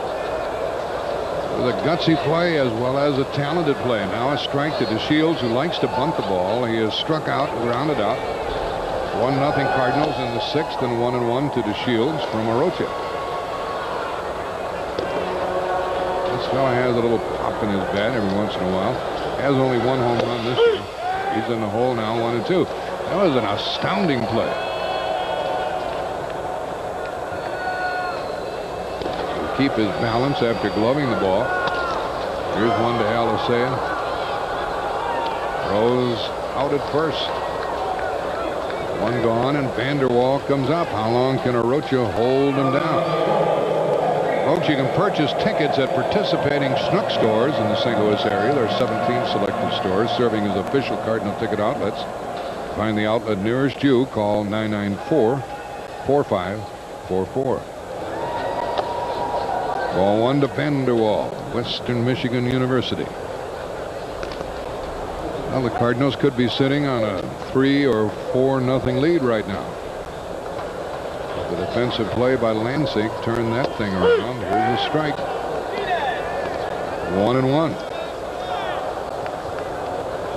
Rocha has no complete games this year.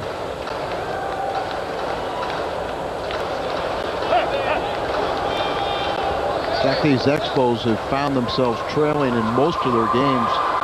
And people say if you're going to beat them, you have to beat them in 9 innings. You can't let up the pressure. Up the middle.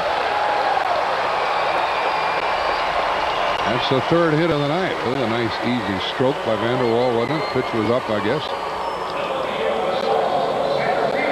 Left-hand hitter. Strides right into the ball. Head down, watching the point of contact. Big follow through. There's the tying run on base, and the batter is Moises Alou. He's grounded to short, and he's singled. Can't get over that last play by Lansing that ended the Cardinals' 6th. That was brilliant. Zeal needed a break. He hasn't been hitting much or driving in many runs. He was robbed. I don't think they'll get 2. They get the lead runner. Safe at first with 2 out.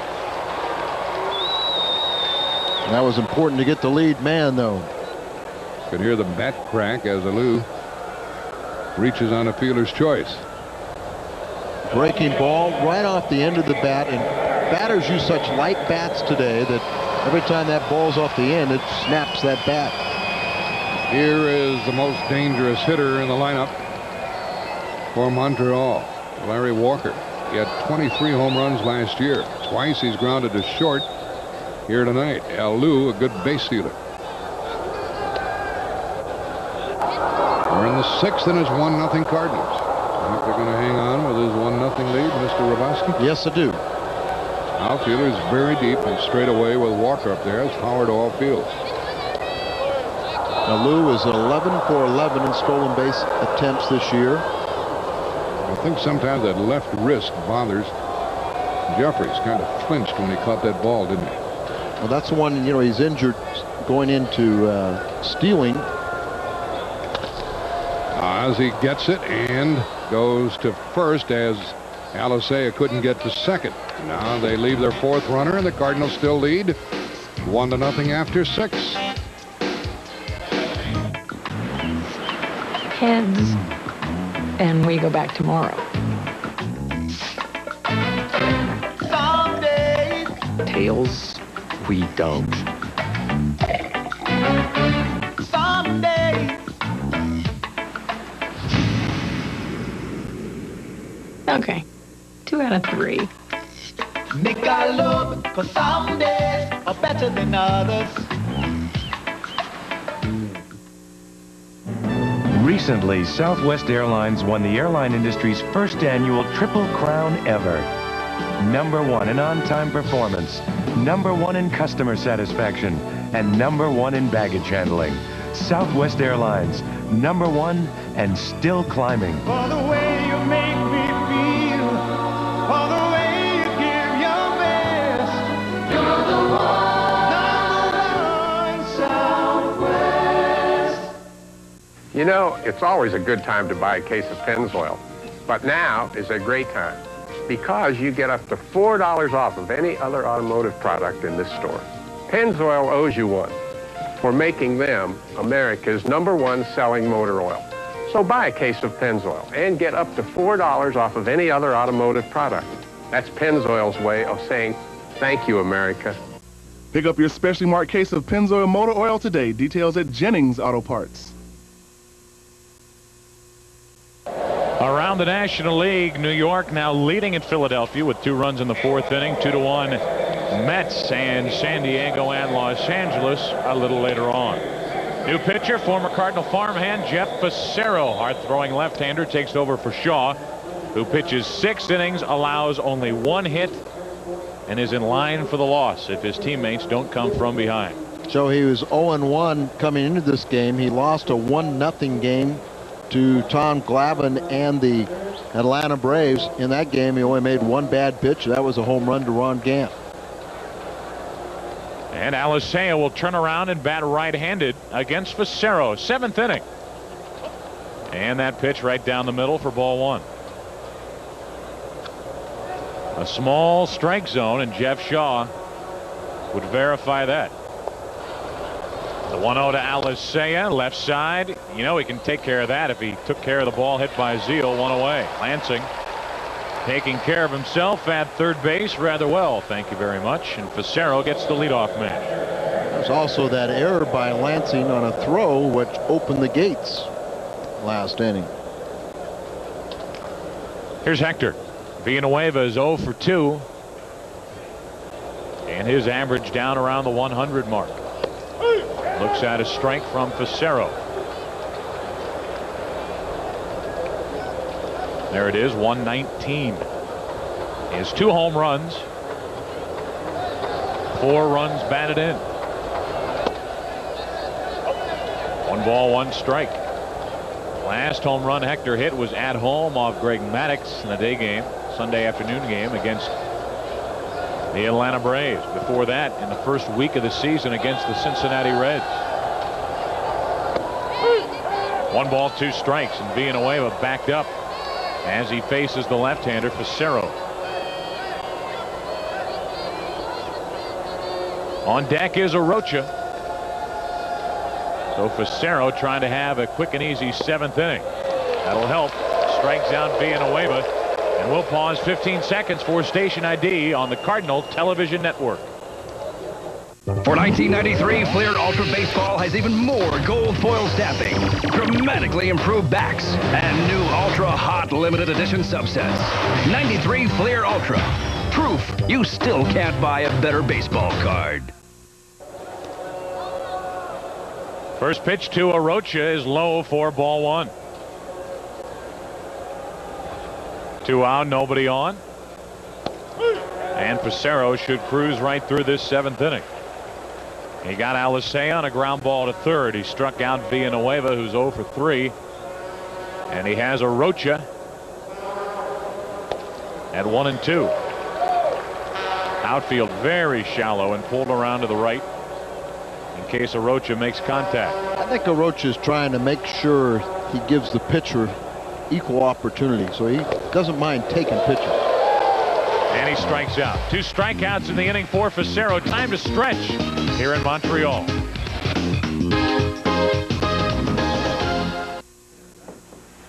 You know, working at AutoZone is more than looking up parts or ringing up sales.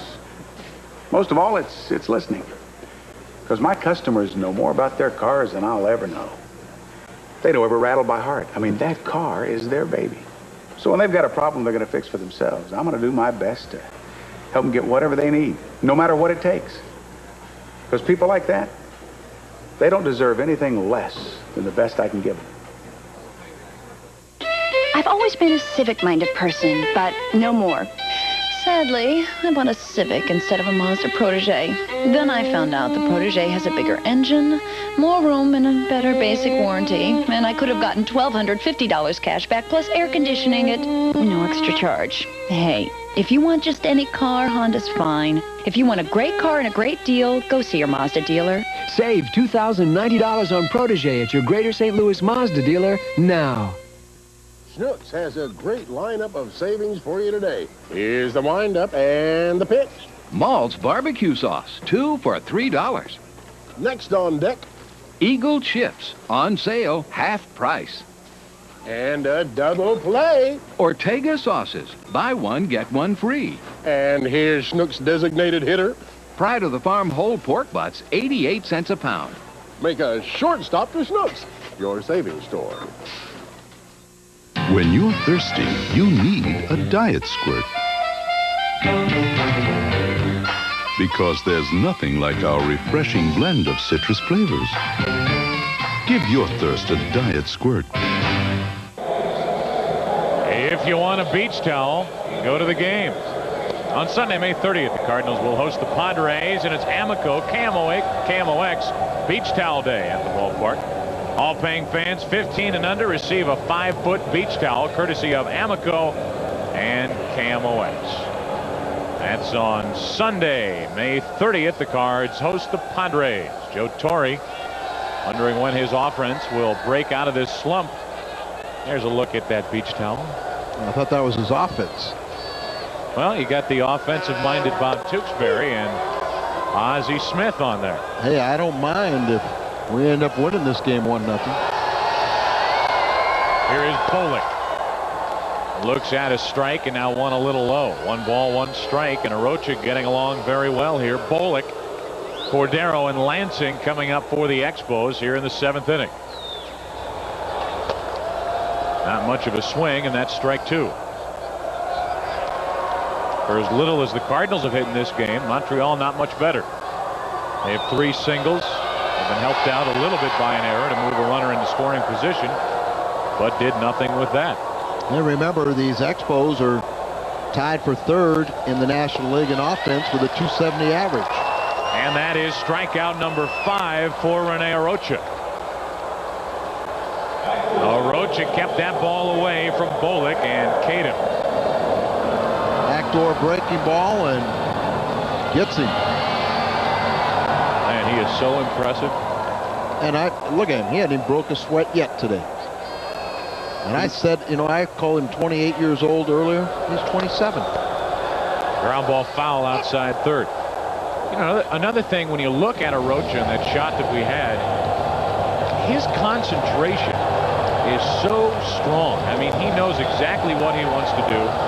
Not a lot of wasted motion out there on the mound. He gets the ball right back and goes right back on top and fires another one home. And he has such a good idea of how to move the ball in and out and get these big league hitters. I mean, he's just a pleasure to watch because he'll put on a little bit of a clinic.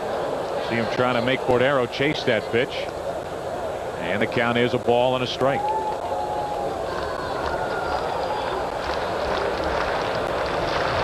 One out, nobody on. Bottom of the 7th inning. That's strike 2. Rene coming off a no decision. A game the Cardinals eventually lost at home to the Cubs. Rene was good in that game, but not like this.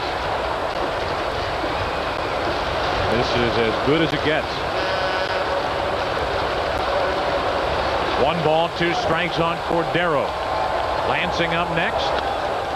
And we'll see him now as Cordero grounds out to Alicea. 2 gone. Let's take a look at our scouting report. Well, it's really a defensive alignment of how we want to play people. Now it says Lansing is 3rd from the bottom. He's coming up. It says bunch him. And this is just a summary of taking off the charts where they use a pencil for each and every different pitcher and show where on the diamond they hit the ball, their tendency to hit the ball. Lansing looks at a strike. Of course, you're using sort of a general overview when you have Arocha on the mound because he has never faced these batters. Now they'll have a better and more consistent idea when Tewksbury's pitching, because he's pitched to some of them a little more frequently the last couple of years. Arocha just bounced one in there, and just as he was about to deliver the ball, a firecracker or something, a pop gun went off in the background, and he looked like he was thrown off balance by that. 2-1 the count, 2 out, nobody on, and Arocha trying to have a 1-2-3 7th inning. You know, I really doubt that he would have been, because I think his concentration is so strong that he's just kind of focused right in there. He doesn't hear anything surrounding him. Well, it's time for him to get to first base, and now time for him to head to the dugout and get some rest. That'll do it for the first 7 here in Quebec. Cardinals on top, 1-0. Recently, Southwest Airlines won the airline industry's first annual Triple Crown ever. #1 in on-time performance, #1 in customer satisfaction, and #1 in baggage handling. Southwest Airlines, #1 and still climbing. For the way you make me feel, for the way you give your best, you're the one, #1 Southwest. Where are the drivers of these cars? Where is the crew of this boat? Where have all the flour sellers gone? Could it be the whole nation is having a Big Mac attack? Yes, because for a limited time you can get 2 Big Mac sandwiches for $2 or 2 Egg McMuffin sandwiches for $2. It's Big Mac's 25th anniversary. What you want is what you get at McDonald's today. Where is the spokesman for this commercial? Its design and performance are unsurpassed. Best of all, it saves up to 40% on energy. It's the high-efficiency Lennox Dimension heat pump. Quality proven over time is what you'll get at Morgner. For over 25 years, St. Louis has relied on Morgner for their heating and cooling needs. For over 20 years, Reliable Heating and Cooling has provided reliable service and installations. Call Ken and his men today. The Lennox high-efficiency electric heat pump, the air conditioner that also heats. A deadly game of psychological warfare puts an innocent woman in an asylum. She will not come out alive. And Kane on the wrong side of a straitjacket. The girl dies tonight. On the next Kung Fu, the legend continues. Wednesday at 8 on St. Louis 11.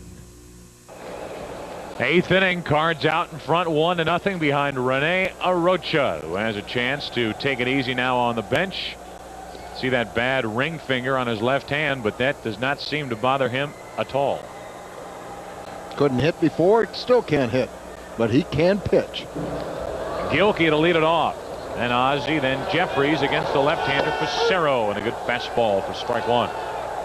Gilkey is 0 for 3, but he did reach on an error and score the only run of the evening his last time up. That was in the 6th. Now we're in the 8th. And now Gilkey's in the hole, 0-2. You know, one thing about Facero, they were saying that he really hasn't thrown that well, and I guess looking at his numbers are not that bad, but the one thing is that he has allowed 14 runs in 23 innings coming in tonight. 8 of them were earned runs, so there were 6 unearned runs when he was pitching. Hasn't shown the ability to pitch around errors.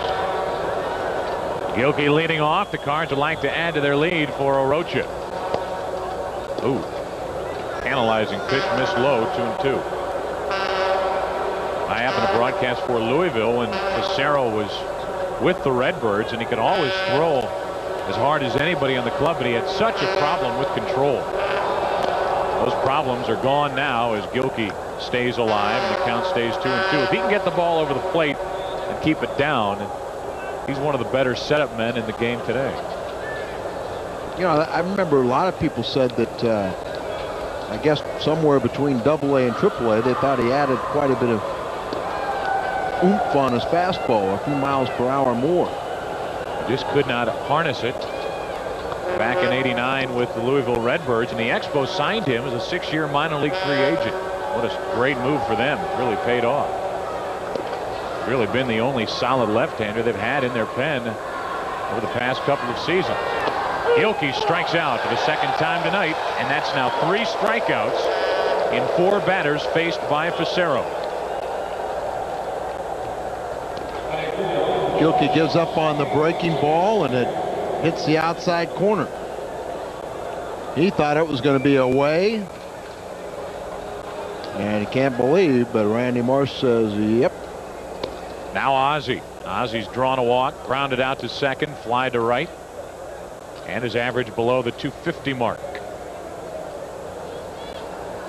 Lamb to go the other way in the outfield against this hard thrower, Facero. 2-0. There's a look at the defensive alignment. They give him a lot of left center and all of the left field line if Ozzie can pull this hard thrower. Jeff Facero, nickname is Face. And Ozzie does pull it, but right to Lansing, another fine play, 2 out. I've seen enough. The guy can play third.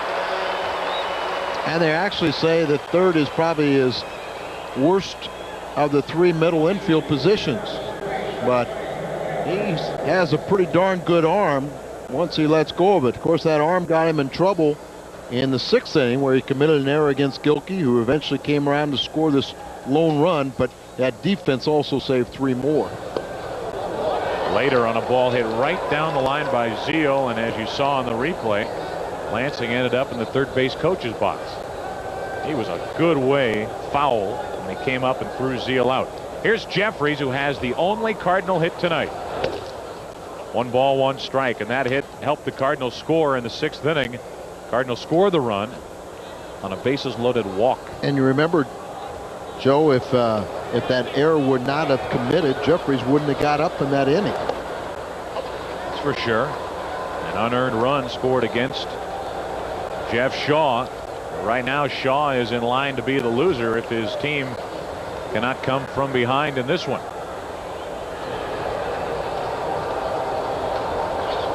The 2-1 to Jeffries, who has hit 6 home runs. Easy for DeShields. The Cardinals haven't done much hitting here tonight, but the good news is into the bottom of the 8th inning we go, and the Cardinals do have the lead over Montreal, 1-0. How do you improve on 92's best baseball cards? You give them the same UV treatment, then add even more gold foil stamping. You dramatically improve the backs and set new standards for limited edition subsets with more intense action, higher impact design, electrifying graphics, and foil stamping on both sides. 93 Fleer Ultra. Proof you still can't buy a better baseball card. Baby Ruth, Baby Ruth. My baby isn't beautiful, it looks so not divine, but if it didn't look so funky, well, it wouldn't taste so fine. Baby Ruth. If it didn't look so funky, it wouldn't taste so fine. Yo! Baby! Come on with your peanuts. Well, it's all the stuff I crave. They make it lumpy, make it bumpy. Oh, but they make it my fave. Baby Ruth. If it didn't look so funky, it wouldn't taste so fine. Baby Ruth, Baby Ruth. Yo! Hey kids, on Sunday, May 30th, the Cardinals play the San Diego Padres, and all fans age 15 and under with a paid admission will receive a free 5-foot beach towel courtesy of Amoco and KMOX Radio. This handy towel features full-color caricatures of Ozzie Smith and Bob Tewksbury, painted by renowned sports artist Amity. Great for the beach or just lounging by the pool. Don't miss Amoco KMOX Beach Towel Day, Sunday, May 30th, when the Cardinals take on the San Diego Padres. Rene Arocha into the bottom of the 8th inning. It's been all Arocha here tonight. Not much of a story other than the fact that Arocha has shut down the Expos. No runs on 3 hits through 7. And leading off the 8th inning will be a pinch hitter, Lou Frazier. And isn't this neat for this young man? Lives in St. Louis. Went to Jennings High School. And he can fly. He's tough if he gets on base. He looks at ball 1. He has totaled 342 career stolen bases in 7 minor league seasons. So you want to keep him off the bases. He's up pinch hitting for Tim Laker. And then we'll get another pinch hitter. Fletcher will bat for Facero after Frazier does something. So 2 pinch hitters at the beginning of this 8th inning, and then DeShields. 2-1 on Lou Frazier. You know, I'll tell you something about Arocha. In between innings, he was the first person, the first player for the Cardinals out on the field. He couldn't wait to get back on the mound. That's not good. Leadoff hit for Frazier up the middle. And look at him go around first base, man. He is He is jumped up, man. He is able to fly, and it's going to be interesting to see what he does here in the 8th inning, because you know one thing, he's going to run.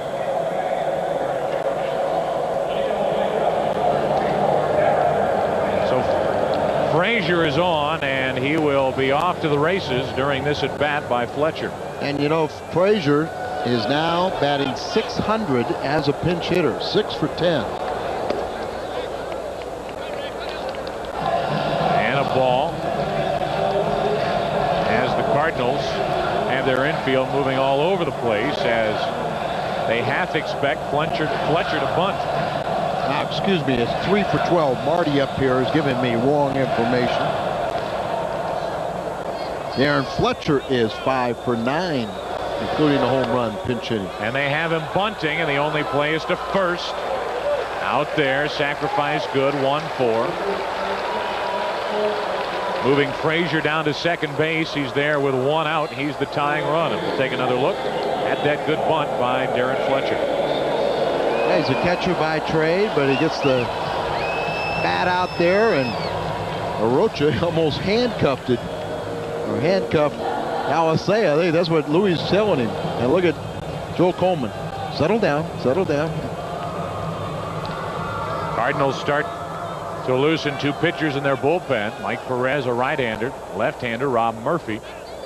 As Arocha will be talked to by Hector, who will act as the translator here, as Joe Coleman is out to talk to Hector and Renee. And Louis wasn't sure if Hector would interpret correctly, so he got his 2 cents in. You know, really, Arocha is picking up a lot more English. His wife is Cuban-born, but she speaks perfect and fluent English, and she is helping him daily, and you can see the progress he is making. That can make a big difference over the course of a career in the big leagues. Here's DeShields. Runner at second, 1 out. Cardinals leading 1-0 here in the 8th inning. Delino tonight is 0 for 3. He struck out and grounded out twice. On deck is a left-handed batter, John Vanderwall.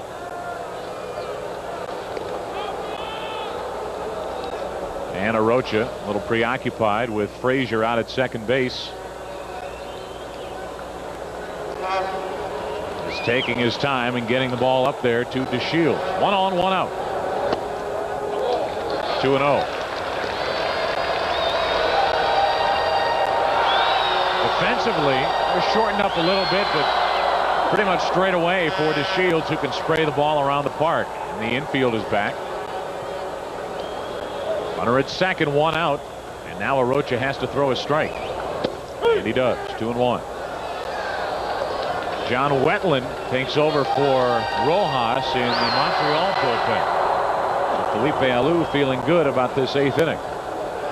Wetland is their closer.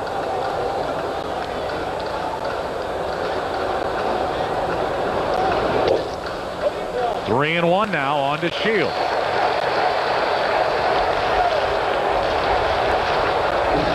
Will either come to him or put him on, and it will be interesting to see what Joe Torre would do after that. Left-hander coming up. Murphy getting ready in the bullpen. I've got to stick with Arocha, and he's getting a lot of ground balls. First things first, he's trying to get to Shields, and he got it by him upstairs. The ball is upstairs, and he throws it by him. Delino maybe a little over anxious. Yeah, he missed by quite a ways, uppercutting. A walk will put DeShields on. 2 on with 1 out for Vanderwall, who is 1 for 3. First walk tonight, only the 4th walk all season allowed by Arocha. We're talking 39 innings pitched. So now the Expos have the tying run on at second. The go-ahead run at first, 1 out in the inning here in the 8th. Frazier can fly at second base, so any hit out of the infield would likely tie the game. 2 on, 1 out. Oh, what a bad break. Alisea keeps the ball on the infield, and that'll load the bases. Jeffries was to the line. And when the ball struck the bag, it came up, and credit Alicea. He got over to it. He booted it a little bit, but good base running by Frazier. He'll stop at third, and that loads the bases. Watch it right there. Hits the bag. And watch Alicea, because he thinks he can still beat him to the bag, but it eluded him a little bit. Right to Jeffries. Now Jeffries has got Frazier zeroed in. He crosses the bag here at third, and then he picks up the ball. Jeffries at this point had the ball and had him in his gun sights. There's Frazier at third with the Shields at second, and on at first with that infield hit, Vanderwall. And Arocha will stay in the game with the bases loaded, 1 out, and face the right-handed hitting Moises Alou, who is 1 for 3 and one of the league's leading hitters. Boy, he has great running speed, and you still have to play your middle infielders at double play depth. Bases loaded, 1 out. And Wetland getting ready in the Montreal bullpen. This all started with a leadoff hit by the pinch hitter, Frazier. Alou has great speed, and twice he's hit balls on the infield that they were able to get a out, but they couldn't complete a double play because of his speed. Arocha has struck out 5. He'd like number 6 right here. 1-0 the count, however. That's a foul ball, and it will drift out of play for strike 1. Good pitch, though. He had him way off balance, reaching. Took all the power out of his swing. Sac fly would tie it. A base hit might give the Expos the lead. They have the bases loaded, 1 out here in the bottom of the 8th inning with the Cardinals out in front 1-0 behind Arocha. A tight spot for Rene as he faces Alou. He stands in there with an average of 342, 3 home runs, and 22 runs batted in. And 350 off the right-handed pitchers. Strike 2. Good fastball, and it looked like Alou was looking for something other than the number 1. You're right. He was looking for something else, and he gets this pitch down, and that changes the complexion here. Now he's hitting in a defensive posture with 1 ball, 2 strikes. Breaking ball into center. That should tie it. Langford's throw properly to the second base bag. Frazier scores, and we're tied at 1. Tough break right there. It was a bad pitch. It was a hanging breaking ball, and we haven't seen much of those at all tonight, and it came at the wrong time. And now Joe Torre is going to make his, watch this, breaking ball just hangs right up there for Lou. That's when he really wanted to break one off and keep it away, and easily Frazier comes across to tie the score at 1. And that'll be all for Rene Arocha. He did everything he could. 1 run on 5 hits. He leaves with 2 men on, 2 out, and with the left-handed batter Larry Walker coming up, Joe Torre will go to the bullpen and call on Rob Murphy. Tough break, Rene. You did everything you could. Here in the bottom of the 8th, we're tied 1-1. At Ted Drew's, we have the perfect dessert. In the mood for something new? Try the camouflage. Oreos in marshmallow sauce. It's terrific. Or, how about the taste of the old country with that tiramisu, the pistachio nuts, and that incredible hot chocolate sauce? Or travel down memory lane with the all shook up bananas and peanut butter cookies, just like Mom used to make, but better. Our desserts are so good they speak for themselves.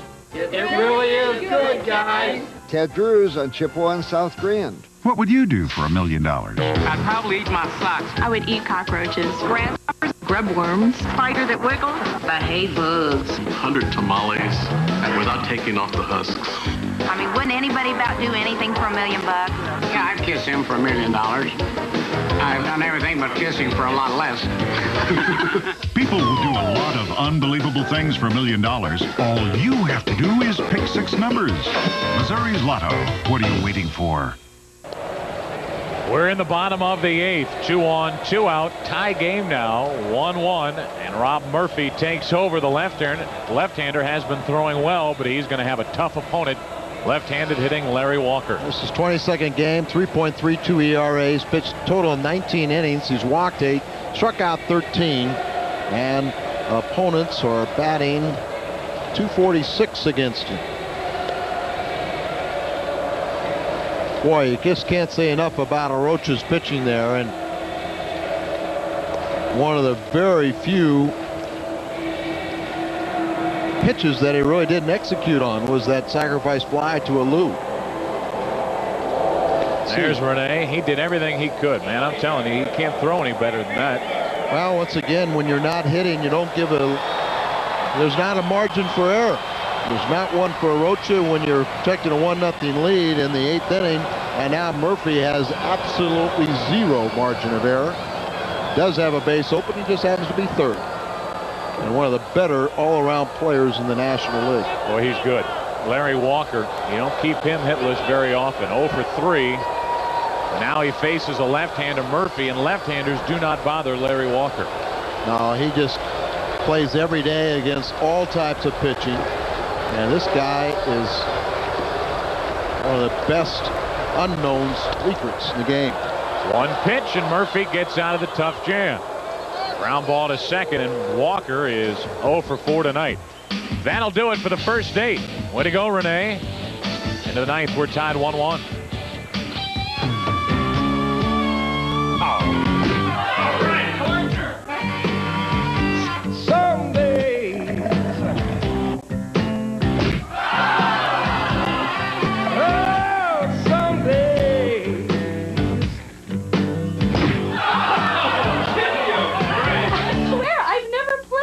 Before. Make the low someday.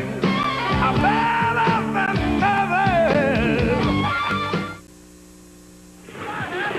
others. All-Pro quarterback Dan Marino. When the game is over and the pain starts, I want 2 things from my pain-relieving rub: fast relief and no odor. So I use Sports Cream, a strong pain-relieving rub that doesn't make me smell like a medicine chest.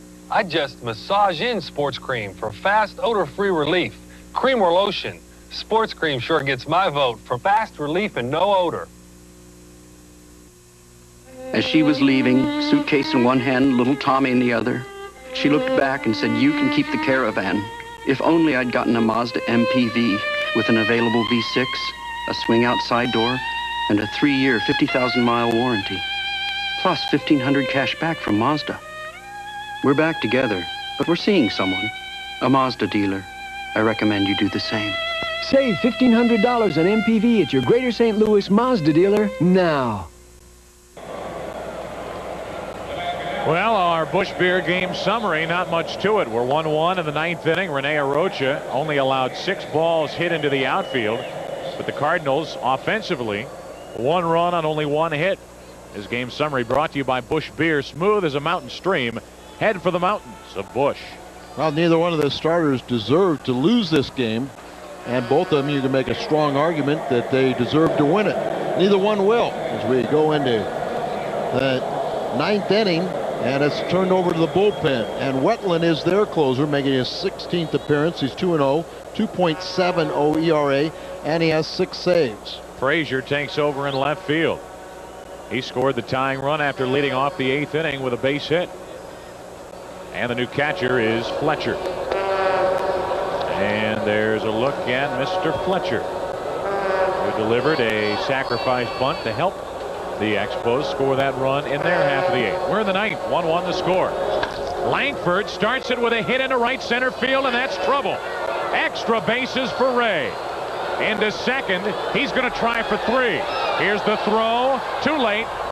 A leadoff triple for Langford, who almost overslid the bag. But the key play there, Al, is that DeShields, who was the cutoff man, had to reach and was off balance on the relay throw.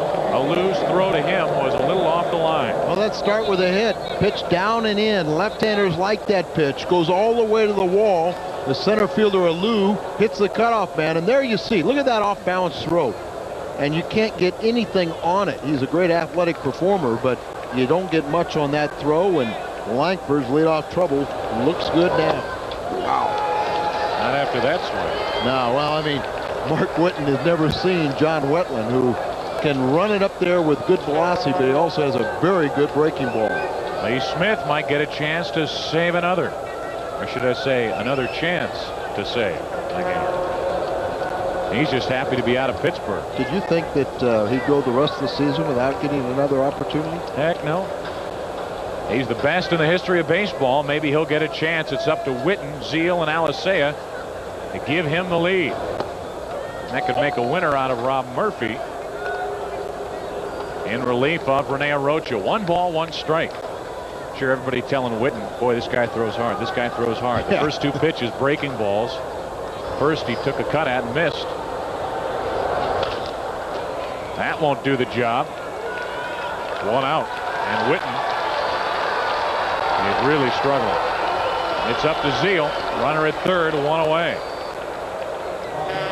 Well, they have the infield in, and of course, see Whitten reaching for the ball, and obviously he was told not to go on contact, had to go through, and so it was an easy play for Langford to make that decision not to come in.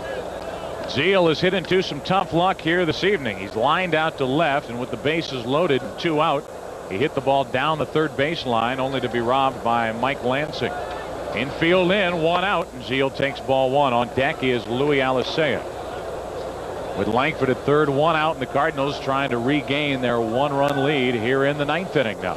And if the Cardinals do not go ahead here, Mike Perez is now throwing alongside with Lee Smith. Langford with a leadoff triple. Whitten grounded out to second. And now Zeal could give the Cardinals the lead. Can he?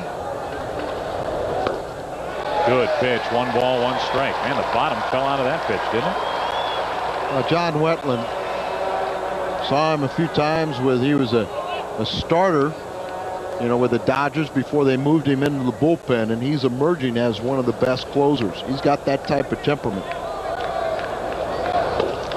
Zeal takes strike 2 over the inside corner, and that was a pitch that Todd would like to have back. Is it going to be another one of those nights? Langford at third, 1 out. Ooh, look out over there. Check swing, foul ball. By the way, Philadelphia now regains the lead at home over the Mets, 4-2 in the 6th inning. They're probably happy to see the Cardinals and the Expos battling here. Cardinals go ahead run 90 feet away. There's a situation. Langford at third, 1 out for Zeal. Right. 1-2 the count. Come up and in on him with a fastball. Count stays 1-2. Really didn't get that fastball where they want it, but Todd couldn't get around on it. Darren Fletcher now behind the plate for the Expos closer, Wetland. And looks like call for the slider. The 1-2 pitch, got him.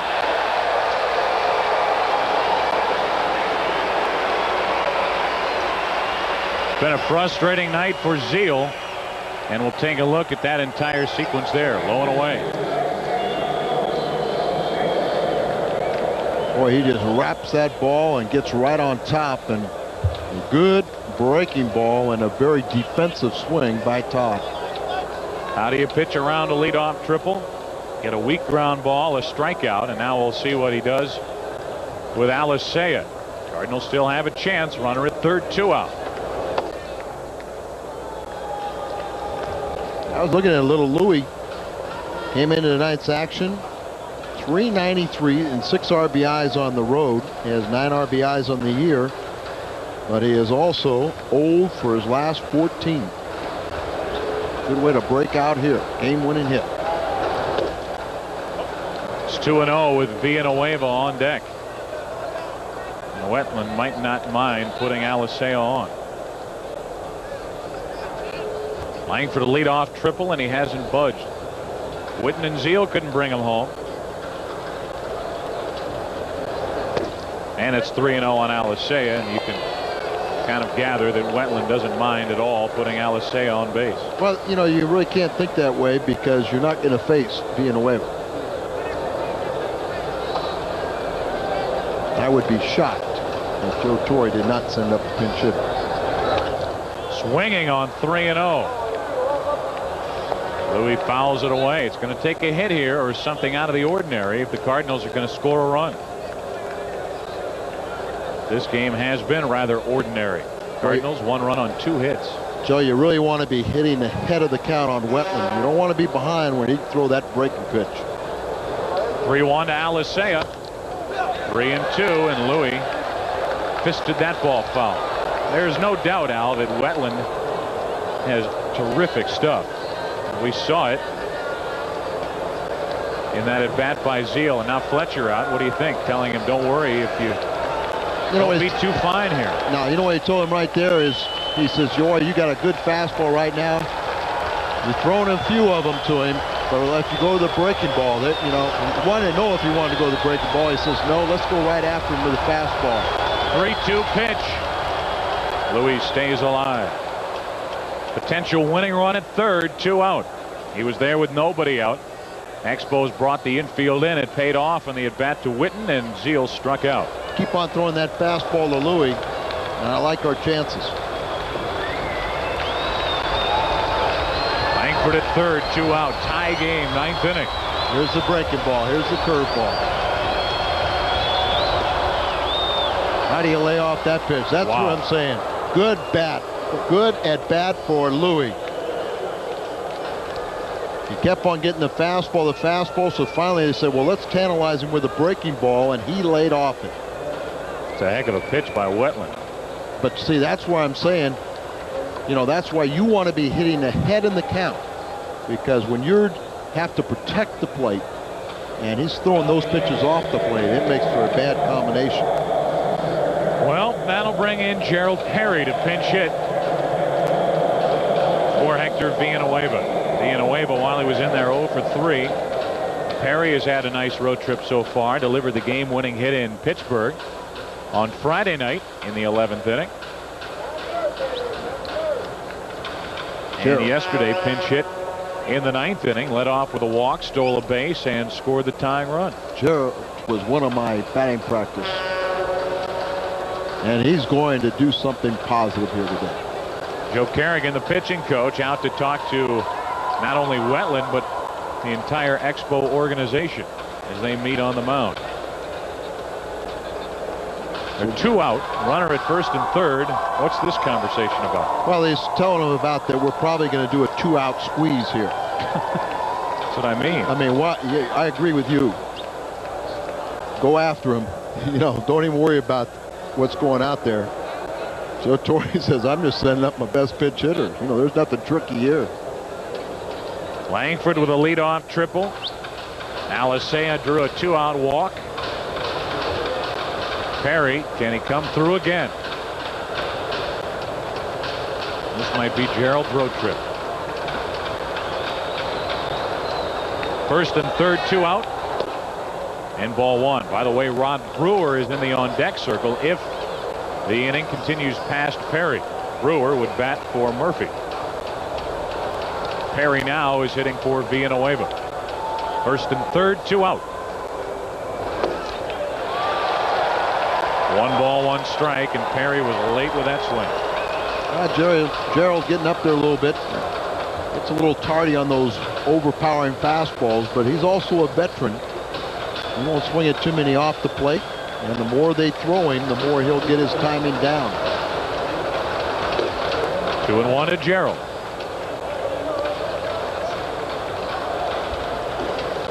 Perry came to the park early, as Al was talking to you about. Took extra batting practice. Let's see if it pays off here. And get the curveball. It froze Perry. 2-2. What a pretty pitch by Wetland. Well, you can't look fastball and adjust to the breaking ball, or the other side, really. I mean, you get that breaking ball, you kind of just trying to get a little piece of it. But if you're looking curveball, you can't get around on his fastball. Struck him out, and the Cardinals waste a leadoff triple. It's one of those trips. Bottom of the 9th inning. We're tied at 1. Why use Valvoline motor oil? It's the #1 choice of Indy 500 chief mechanics, Daytona 500 chief mechanics, NHRA mechanics, and Baja 1000 mechanics. For use in their race cars and in their own cars. Any more questions? People who know use Valvoline. Dobbs Auto Centers presents things you can depend on. First, the fire department, always there in a jiffy. And second, Dobbs. Right now, you can get a lube, oil, and filter change at Dobbs for just $15.55, including Valvoline rebate. You can also register to win a trip to the 1994 Indy 500, plus $5,000 in cash, and save up to 25% on high-performance Goodyear Eagles. One of 30 convenient Dobbs locations is near you. So remember, Depend on Dobbs. And on the fire department. Where there's smoke, there's chicken. At Jack in the Box, we slowly smoke chicken breast and carve it into tender slices. And where there's smoked chicken, there's cheddar. Natural aged melting cheddar. Then we top it with sizzling bacon, all on grilled sourdough. The new smoked chicken, cheddar, and bacon sandwich at Jack in the Box. Where there's smoked chicken, there's We're into the bottom of the 9th inning, still tied at 1. Wetland gave up a leadoff triple, but got out of it by striking out Gerald Perry. Gerald just doesn't catch up with that fastball upstairs, and he is a high fastball hitter. Ray Langford has started off with the inning with the triple, and he turned around and went to center field, but Mike Perez will come in now, appearing in his 23rd game. He has 3 wins and 5 decisions, ERA just under 3. And he picked up 2 big Cardinal saves in the weekend series with the Pirates. New catcher is Eric Pappas. He'll take over and bat 9th, which means he will lead off in the 10th inning if we get there, and hopefully we will. Bolick is at the plate leading off. And an easy out to left. Who wants it? Ray wants it. 1 out. 1 pitch, 1 out for Miguel Perez. That'll bring in Will Cordero. Perez, a terrific approach to this game, a great attitude, and as you said, Al, he's been very valuable on this road trip. He has 2 saves, and the Cardinals have 2 extra inning victories on this trip, and it's going to have to be a 3rd extra inning victory if the Cardinals are going to pull one out here tonight in Montreal. Cordero looks at strike 1.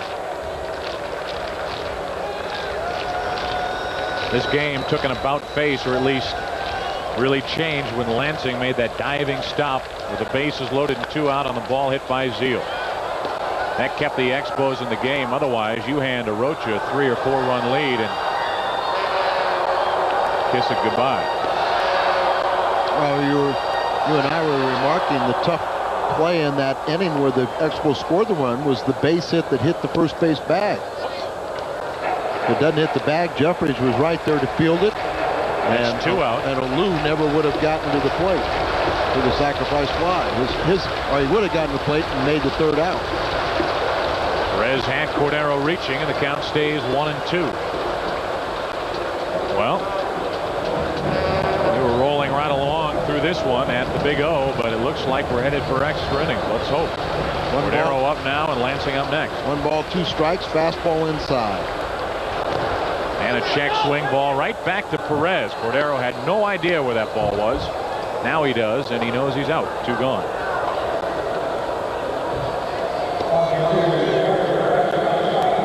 Now they try and get in on him. Wanted inside. Pappas steps there. And it comes in. And didn't get a full swing. Mike Perez has done his job with the first 2 batters here in the 9th. Now Lansing up. Mike has been brilliant defensively. Not only robbing Zeal in that inning where the Cardinals scored their run in the 6th, but also a fine play diving on a ball hit by Ozzie in the 8th.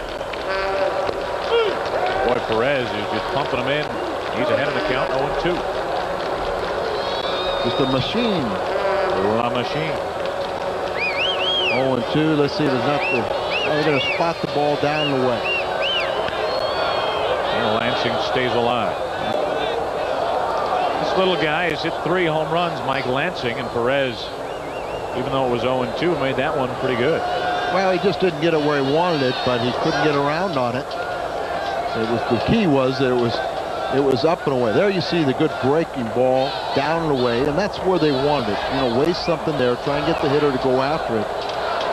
Joe Coleman was making the point that, you know, sometimes when you want to pitch away, sure, you'd like to get it away, but make sure it is away, whether it's up or down isn't that important. And again, Perez misses low and away. It's 2-2. On deck is Frazier, who started that rally for the Expos in the 8th inning. Full count. It went from 0-2 to now it's a full count. And you just have to like the story of Mike Lansing.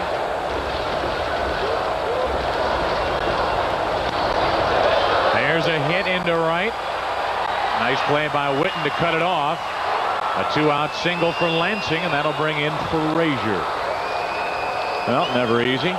Well, I would much rather to see Mike Perez throw that single to Lansing here than walking. He had the full count, pitch was up, out over the middle of the plate, hits in the right field. There you say, a good play by Witten, so it didn't bounce and get away from him. Got Frazier up now, and then a little more dangerous hitter, Fletcher, although Frazier does have a hit in his only trip to the plate here tonight, leading off the 8th inning. And he scored the Expos run. Cardinals had a heck of a chance in the top of this 9th inning to take the lead, but couldn't do it. Hello. Almost had him leaning, almost picked him off. Lansing took a full step to his right, but got back in time as Perez flipped the ball over to first.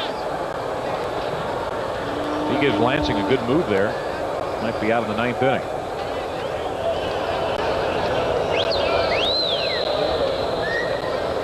Perez worrying about Lansing, and may do some running. That's the style of manager that Felipe Alou is. He's a very aggressive manager. And you know, you've got Frazier, who is your prototype leadoff man. And a singles hitter. And a singles hitter. So, you know, even if you were to get your runner thrown out, it wouldn't be a bad move. Lansing is 2 for 2 in stolen bases. Pretty close there again. And we still await the first toss to Frazier. Lou Brock was in uniform before the game. He's been working with these Expos on base stealing and base running in general.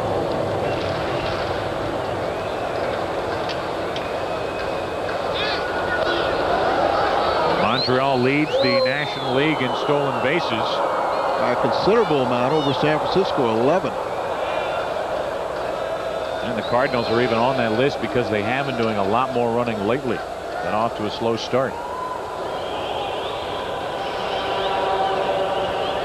2 out, a runner at first. Frazier looks at a strike. Mentioned earlier that this Frazier played his high school ball at St. Louis at Jennings High School. 28-year-old outfielder. Been bouncing around the minor leagues for a while, but getting a chance with this Montreal team. And you're right, Joe. He can run.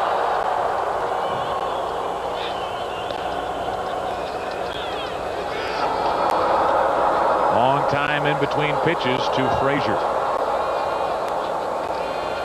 But Perez is staying active, throwing to first. Staying loose. The batter is the one that kind of gets lulled to sleep, as well as the infielders. 0-1 the count. Ball gets away from Pappas for ball 1, and now Eric wants to talk to his pitcher Perez. Probably saying he got 2 out, get the hitter. Well, he might have almost, I think he threw him a pitch he was not looking for, didn't call. Nothing tricky about the signals, but sometimes at night certain pitchers don't see them. Now 1-1. That's one of the running counts.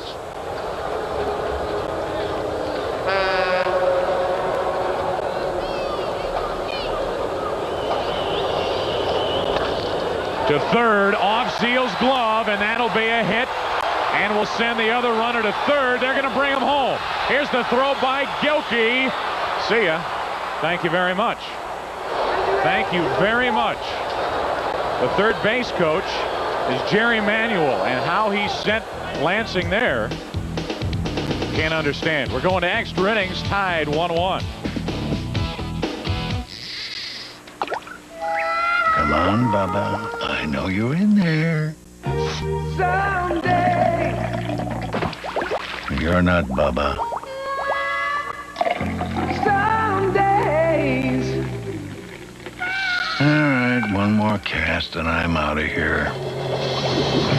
They go loco some days. Bubba! Are better than others. For years now, Mr. Krylon Spray Paint's been showing you how to get a professional finish, while I've been taking to the cleaners. Well, no more. Krylon's easy. Go play with your tarantula. I'll spray it here, the other leading brand there. Krylon's smooth, no runs, no drips, no airs, and dries to the touch in 12 minutes. The other brand's tacky. Hey, Rob. Have a seat. Hey, great, thanks, sir. How you doing? Good. I gotta go spray paint. Don't get any paint on you. Now for a limited time, get $3 back on Rust Tough from Krylon at participating retailers. You know, it's hard to believe what some people will do to get a little extra money. Hey, there really is a much easier way. Getting a loan from Boatman's. Here's what you do. It's very simple. Just give them a call. They take down a little information, and then they call you back. Pretty simple, huh?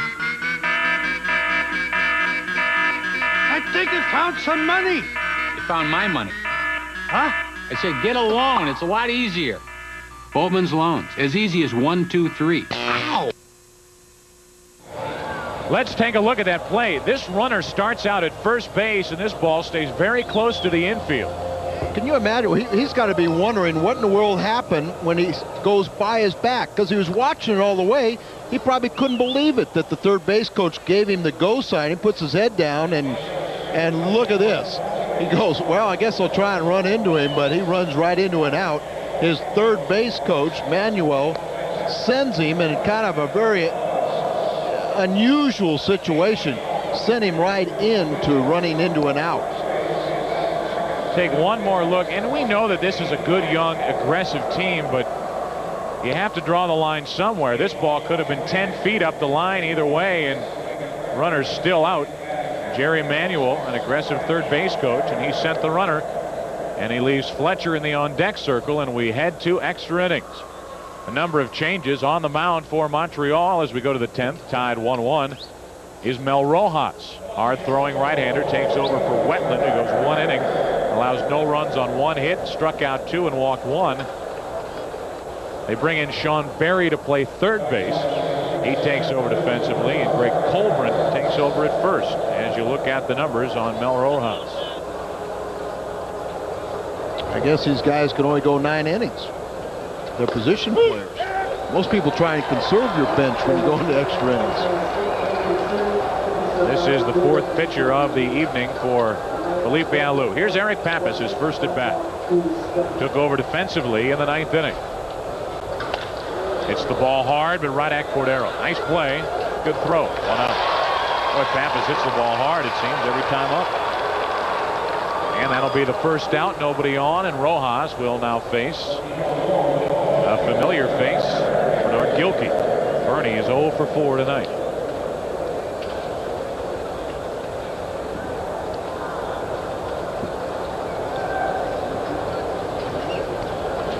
Gilkey has struck out twice, reached on an error and scored, and grounded out.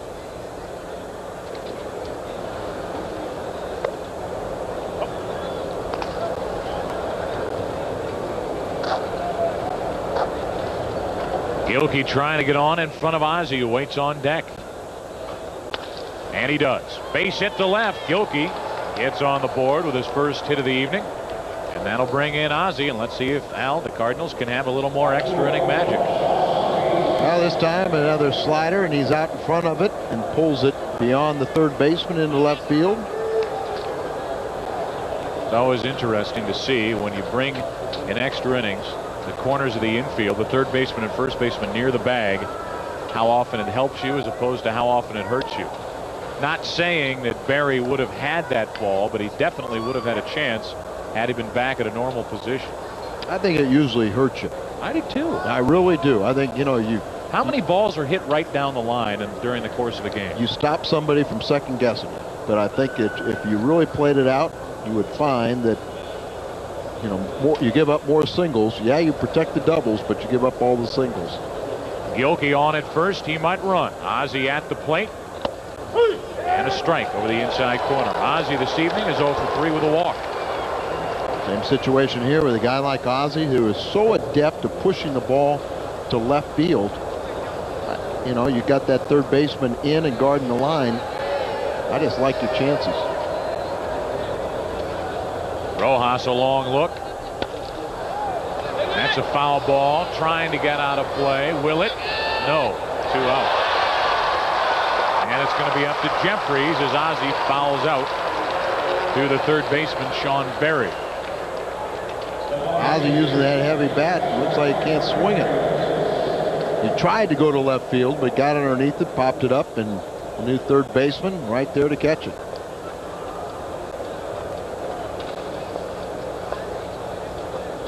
So in steps Greg Jeffries. Greg is 1 for 4 tonight, has 1 of the 3 Cardinal hits. He's hit 6 home runs, and we'll see if the Cardinals want to do some running here. He'd like to get that runner Gilkey down to second for Jeffries. Seems to be a very good clutch hitter. Cardinals only have 3 hits on the night. Way out in front of an off-speed pitch for strike 1. One of the hits, a leadoff triple in the 9th inning that turned out to be just a tease. Langford was stranded. Jeffries got the first hit for the Cardinals in the 6th, and then Bernard Gilkey's the 3rd hit to lead off the 10th, or here in the 10th. And Rojas keeping a close eye on Gilkey, who has stolen 3 bases this season. That's it. Greg Colbrin holds against the Cardinal runner. Pitch out. And instead a throw to first. There's Greg Colbrin, who takes over for Frank Bullock. Now, if he gave a pitch out, why would you throw to first? Now they've changed and thrown the curveball. 0-1 delivery from Rojas to Jeffries. 0-2. Now maybe what they're doing, maybe Rojas's signs are 2 and 5, or are the fastball. Jeffries.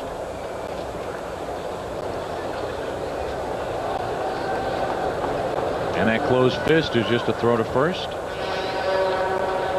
See if this is a pitch out. Or maybe I just can't see his fingers. Maybe it's obviously a throw to first. You know what he's doing? He's got his thumb pointing towards first, saying throw over. We'll get a closer look at Darren Fletcher. Jeffries up, Gilkey at first, 2 out. There's a pitch out, and it doesn't work. Gilkey moves down to second base. It looked like Fletcher wanted the pitch out, and Rojas was trying to throw strike 3. You're exactly right. I mean, Fletcher jumped out for a pitch out, and then he threw the ball down and over the middle of the plate. Watch this. Your catcher's out there, and and he can't back up. That's exactly what you don't want to do. You always want it chest high, and he throws it right down in the dirt, back over toward behind him. That's a wild pitch on Rojas, and we'll see if Jeffries can capitalize. Go ahead run at second base. That's Gilkey. Good speed, 2 out. And Jeffries, who leads the team in hits, is at the plate. Greg also leads the team in RBIs. A 1-2 pitch to the first baseman, Colbrin. He'll take it himself, and we head to the bottom of the 10th inning, still tied. Cardinals get no runs on 1 hit. A wild pitch. A man left at second. We're still tied 1-1. Some days you just can't lose. Wanna live, wanna spread the news. Some so good. Got a smile, got a knock on wood. A great day calls for a great beer. The Michelob beers, with its smooth, classic taste you don't find every day. Michelob, some days. Michelob, some days. Michelob, some days are better than others. For more than 3 generations, Malls has been the secret to great barbecue. A fire's a fire, a grill's a grill. What makes that meat a culinary thrill? It's what you do when you barbecue. Pour the good sauce on. Sizzle that flavor in. Appetites go wild. Don't face your barbecue. Hey kids! On Monday, May 31st, you can visit the ballpark. See the Cardinals take on the Dodgers and get an extra treat. A free pass to another great park, Six Flags. That's right, all fans age 11 and under with a paid admission will receive a free pass to Six Flags good through July 4th, 1993. That's a $17.95 value, and it's compliments of Six Flags and the Cardinals. And it's Monday, May 31st at the ballpark. Here we are in the month of May, just about to finish this part of the calendar off. We're in Montreal here on the 24th. We'll bring you tomorrow's game here on the television network, then finish up the road trip and head home for 3 with San Diego and 3 with Los Angeles. And then a look at June, the 2 games against the Dodgers, then a road trip. Cincinnati for 4, San Francisco for 2, and then back home against these Expos and the Pirates. So that's what June looks like. That's what June looks like. Bottom of the 10th inning, 1-1 the score, and Perez trying to keep it that way. Fletcher leads it off and takes ball 1. Fletcher entered the game in the 8th inning and laid down the sacrifice bunt.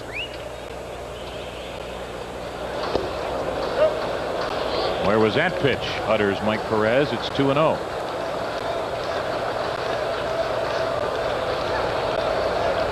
Outfield straight away. The infield plays Fletcher to pull. The 2-0 to Darren. Into left field. Gilkey can't make the grab. Base hit for Fletcher. A leadoff single, and the Expos have a chance here in the 10th inning. Gilkey was able to get a glove on that ball, but just couldn't make the catch. I don't think Gilkey is still quite 100% from his quad pull, and you just wonder if he would have been able to get an extra step and come in and make this catch. As it is, he does a nice job of keeping the ball from getting too far away from him and just holding Fletcher to the single. But kind of get that impression, Joe. You know, he's not running as good as he normally is because of that pull. And I would agree. Fletcher at first, DeShields at the plate, and Delino probably will be bunting. They take a good bunt to get Fletcher down to second.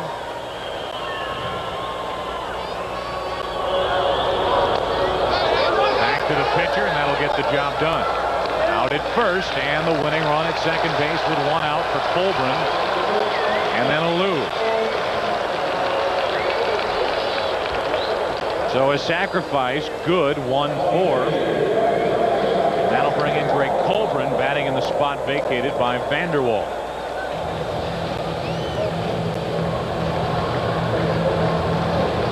That was also the spot where the pitcher was hitting.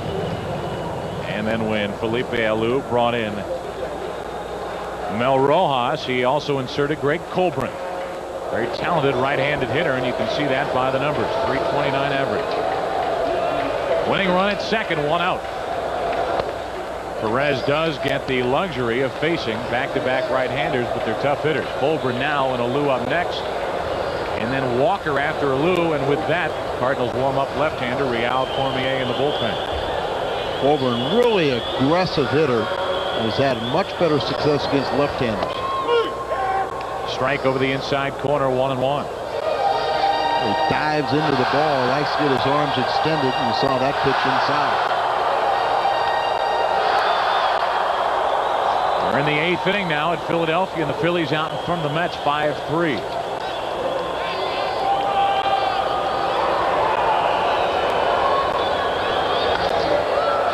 Gets into right field. A chance for Witten, maybe. Foul ball and just out of play.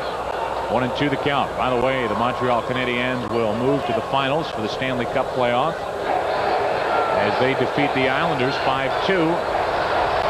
So this city is 1-for-1, and now they'll try for the Quinella here at Olympic Stadium. And how's the Kings-Toronto series going? They're tied up. The 1-2 to Colbrin. 2-2. Lead-off base hit by Fletcher. Just eluded the glove of Gilkey and left. The Shield punted Fletcher to second, and now Colbrin is up with a count of 2-2. Tie game, 10th inning. 1-1 the score. And a 3-2 count.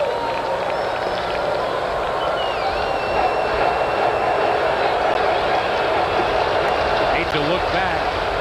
Cardinals had their chance to end this one in the top of the ninth with that leadoff triple by Langford. Could do nothing with it. And it might cost him.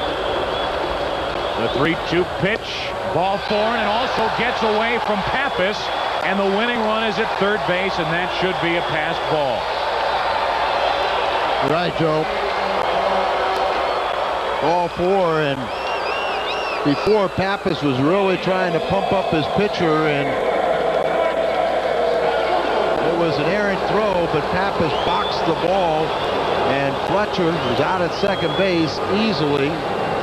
Just goes to third on the walk. And now it's first and third. One away from Moises Alou. So here the Expos have their chance with a runner at third and less than 2 out. The Cardinals couldn't do anything in the ninth inning with Langford there in the heart of their order coming up. Now let's see what Alou and or Walker can do. Infield in. And now time called by the hitter.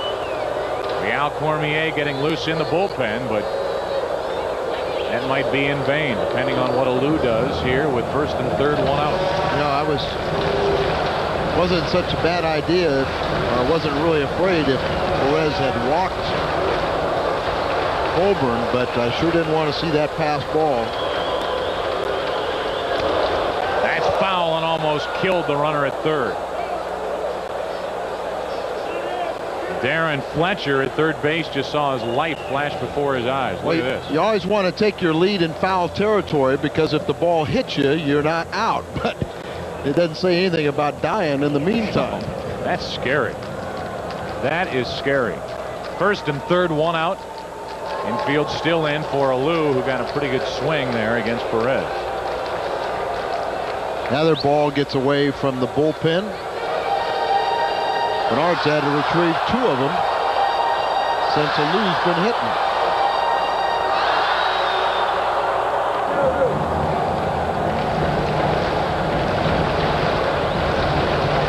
Montreal trying to take this first of 3 here from the Cardinals. 0-1 on Alou. Maybe 2. Here comes the runner to the plate, and they have him hung up. Fletcher hung up in the rundown, and he's tagged out by Zeal. Boy, that's bad base running. That's why the infield was in. Fletcher took 2 steps and then remembered the infield was in and was dead. Boy, that's bad base running. Exactly right. Second time the Expos had a golden opportunity. Ozzie right there, he stays in there. He runs him, gets him to commit. He goes towards second, and then Pappas runs him back to where Zeal could tag him out. And now, you know, be interesting right here. You got runners at first and second after they get Fletcher in this rundown. He knows he doesn't have any speed, so he had no business going home there. I'm almost wondering, and you know, with Walker coming up, would you go ahead? He's going to bring in Cormier, but I was almost wondering if they might walk the bases loaded. Not going to do it. Larry Walker will be up. Mike Perez is finished. Real Cormier into the fire in his native Canada. Still time.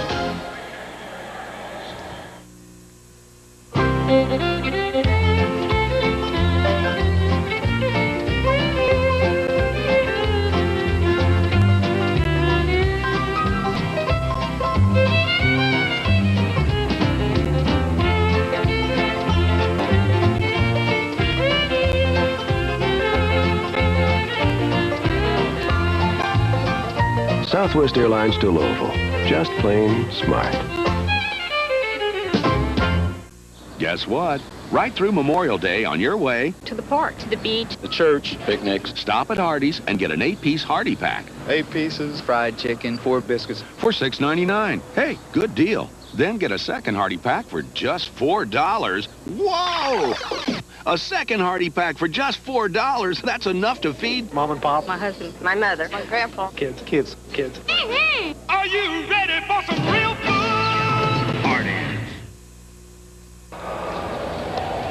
A look at the National League's Eastern Division. Philadelphia out in front, not only in the standings, but in their game tonight at home over the Mets, 5-3 in the 8th inning. These Expos 5.5 out. The Cardinals a game and a half behind Montreal in 3rd place. Everybody bunched up in the middle of the pack. Mets bringing up the rear. We're still tied 1-1, 10th inning, and Larry Walker getting another chance to hit. He's 0 for 4, and he'll face a left-hander, Real Cormier. Now Real is appearing in his 12th game, his 4th relief appearance, and that is something that he has not come to grips with. He does not like being in relief, and let's hope he doesn't let that affect him facing this tough hitter. Here's Walker, and a strike. That's a way to start it out for Cormier, who appeared in yesterday's game and walked the only batter he faced, Orlando Merced, in the 6th inning, which allowed the Pirates to tie that game. 1st and 2nd, 2 out. Game on the line here. Walker could end it. Cormier keeping the ball away from Larry. Count is 1-1. Is this his 3rd consecutive game or 3 in the last 4 days? Well, he pitched yesterday. He did not pitch 2 days ago, but he did pitch on Friday. It's got to be a big adjustment for a guy who's always been a starter. He's warmed up 4 days. 1-1 to Walker. To first, Jeffries gets the big hop, and we're going to the 11th. Well, the Expos spoil a good chance. Makes you feel a little better about what the Cards did in the 9th. 11th inning. We're tied 1-1. What would you do for $1 million? I'd probably eat my socks. I would eat cockroaches, grasshoppers, grub worms, spider that wiggles. I hate bugs. 100 tamales, and without taking off the husks. I mean, wouldn't anybody about do anything for $1 million? Yeah, I'd kiss him for $1 million. I've done everything but kiss him for a lot less. People will do a lot of unbelievable things for $1 million. All you have to do is pick 6 numbers. Missouri's Lotto. What are you waiting for?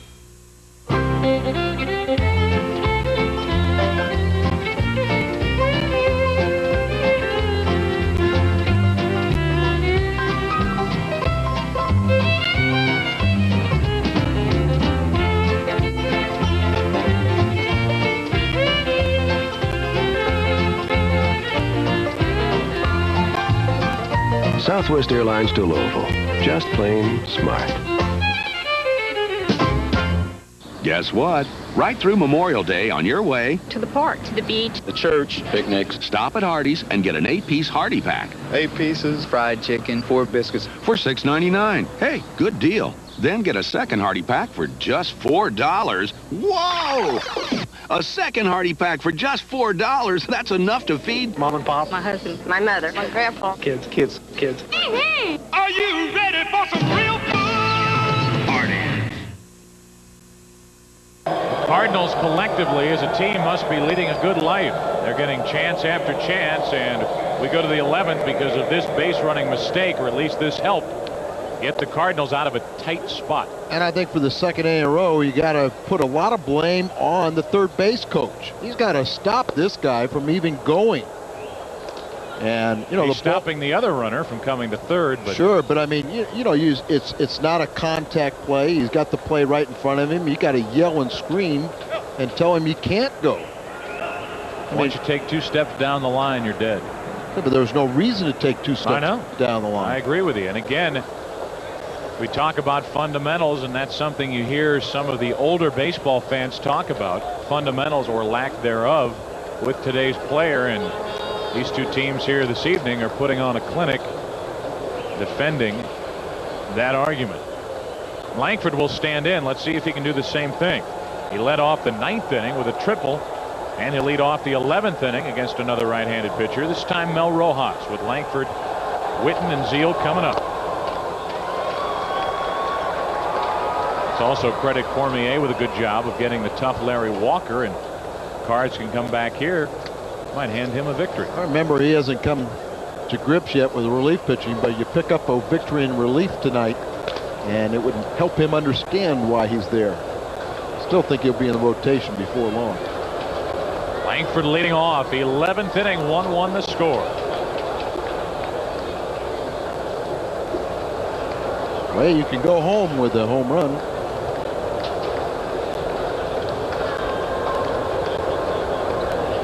Ray has hit 2, and he's ahead on the count, 2-1. Ray has walked twice and tripled. He's also run into a double play. The 2-1 from Rojas. Pretty well hit to left. And the left fielder, Frazier, plays it terribly, and that's going to be a leadoff double. Now, that ball was hit hard, granted, but boy, Frazier took a bad route to that ball. He broke in first, and the ball got over his head. He has great speed, and this ball just jumps off his bat, throws the bat head out, hits it off the end of the bat, and before this, look at Frazier, got all messed up. He broke in first, then he goes back, and just in desperation just throws the glove up, but he had no idea really where that ball was. He did nicely pick it off the wall barehanded. And Langford is on at second with a leadoff double. Ray did hit that ball hard, and now it's up to Witten, Zeal, and now let's say if the Cardinals are going to take the lead. Going to let Mark swing away. Why not? Takes ball 1. Cardinals have been having problems again lately getting runners in from third with less than 2 outs, so Joe Torre will just let Witten swing away, or at least he gave him 1 pitch. And Rojas trying to keep Langford close at second. A guy is struggling at the plate like Witten. You don't want to take away his aggressiveness. You really want him to capture it once again. Oh, nice block by Fletcher on a 52-footer out of the hand of Rojas. Boy, that pitch bounced 5 feet in front of the plate. 2-0 on Witten with Zeal on deck. Well, Mel has good stuff, but part of what makes him effective is he is effectively wild. There's a few pitches around where a lot of hitters aren't comfortable standing in there against him. Cardinals have a heck of a chance again to take the lead. We're in the 11th, tied at 1. Langford at second with nobody out. And the 2-0 from Rojas to Witten. 3-0. Zeal on deck, and action begins to stir in the Montreal bullpen. Looks like the right-hander, Sergio Valdez. Joe Torre has to be a little frustrated with what he's seen so far, but again, we keep saying this. He can forget what's happened up to this point if the Cardinals can convert here in the 11th. Swinging on 3-0, 3-1. And Witten still feeling for the ball a little. Yeah, he really was. Kind of a long swing. His swing has gotten much longer in the last couple weeks. You know, Joe Torre wasn't feeling particularly well before this game. I think he got a little touch of the flu, and I think this game has added to it. But a victory would, like you said, would exactly what the doctor ordered. Witten with a count of 3-1. Zeal on deck. Langford out at second base with nobody out in the inning. And the Cardinals bring him home. The 3-1 to Witten. Base hit to right, and that might give the Cards a lead. It will not. You can't run on Walker. That ball was just hit too hard. But it's first and third and nobody out, and Langford made sure that that ball wasn't caught on the line. This time, good base running by Langford. Exactly right. This ball was hit extremely hard, never really got up. So you saw him stop and adjust. He could have put his head down and possibly scored, but it would not have been good base running. And remember, too, there are no one out. And also remember, you've got Larry Walker in right, who has one of the best throwing arms in the game. Well, Bucky would have stopped him at third, no matter, but he did the proper thing, and now the pressure's back on the Expos. Infield in. And a little bit on Zeal, who gets a reprieve, a second chance. First and third, nobody out. And a strike to Zeal. Let's take a look at what happened the last time. Zeal was up with a runner at third and one out. Struck him out. That was Wetland. Now he faces Rojas, and he took a pretty good pitch for strike one. Zeal has been struggling lately. He could bust out here and give the Cards the lead. First and third, nobody out. Almost got it. 1 ball, 1 strike. And again, I mentioned that Sergio Valdez loosens for the Expos in their bullpen.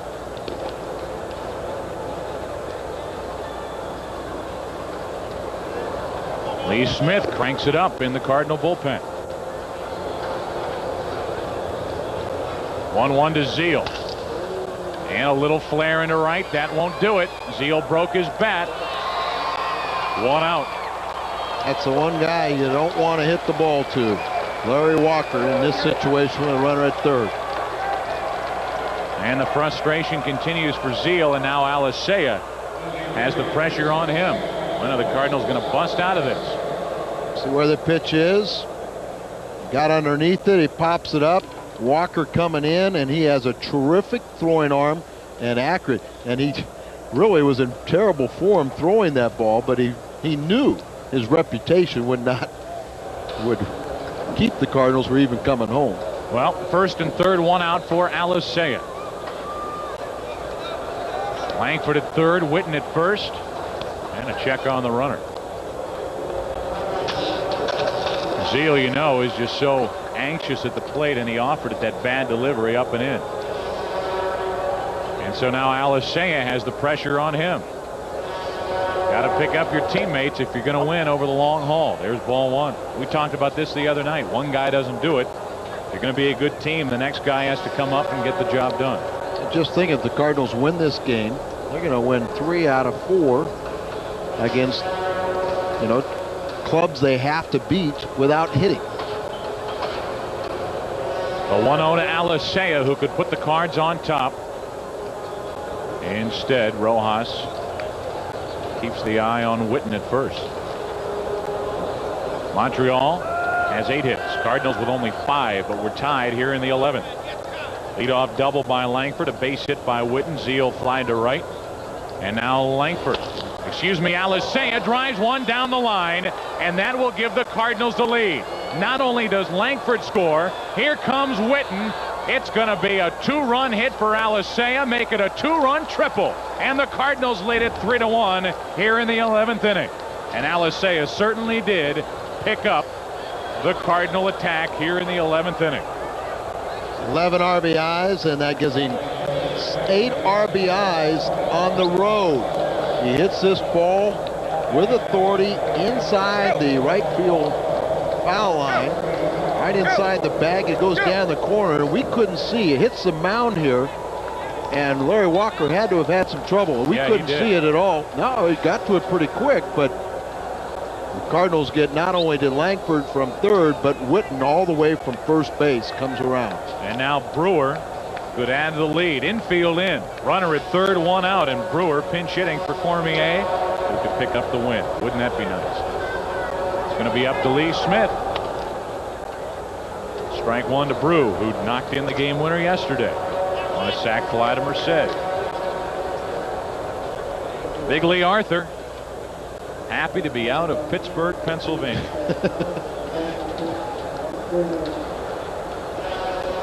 Amazing. Now, one team a lot of times will just have your number, and you'll do just such great pitching against everybody else. Did that hit Brewer, or did it hit his bat? I believe it hit his bat, and if it did, that's strike 2. Evidently it did, so Brewer's in the hole. Yeah, I think you're right. Pitch up and in, and he strides into it, and then he tries to lean back out of the way. Look there, it looked like it hit him, hit him in the sleeve or the elbow there. So it's 1-1 there. They call that a strike. It hit him. It hit him rather than the bat. It was 6 inches below it. That will not get the runner home. Brewer grounds out to the first baseman, Colbrin.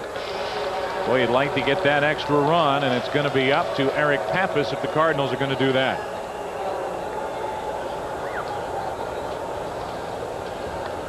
Lino and Cormier, 1/3 of an inning, all zeros, as he came in with 2 on, 2 out, and got Larry Walker to Ground out to Jeffries at first. And now it's Alicea at third. He's the hero of the moment. He's there with 2 out for Pappas, who is 0 for 1. Boy, that ball's hit well to left.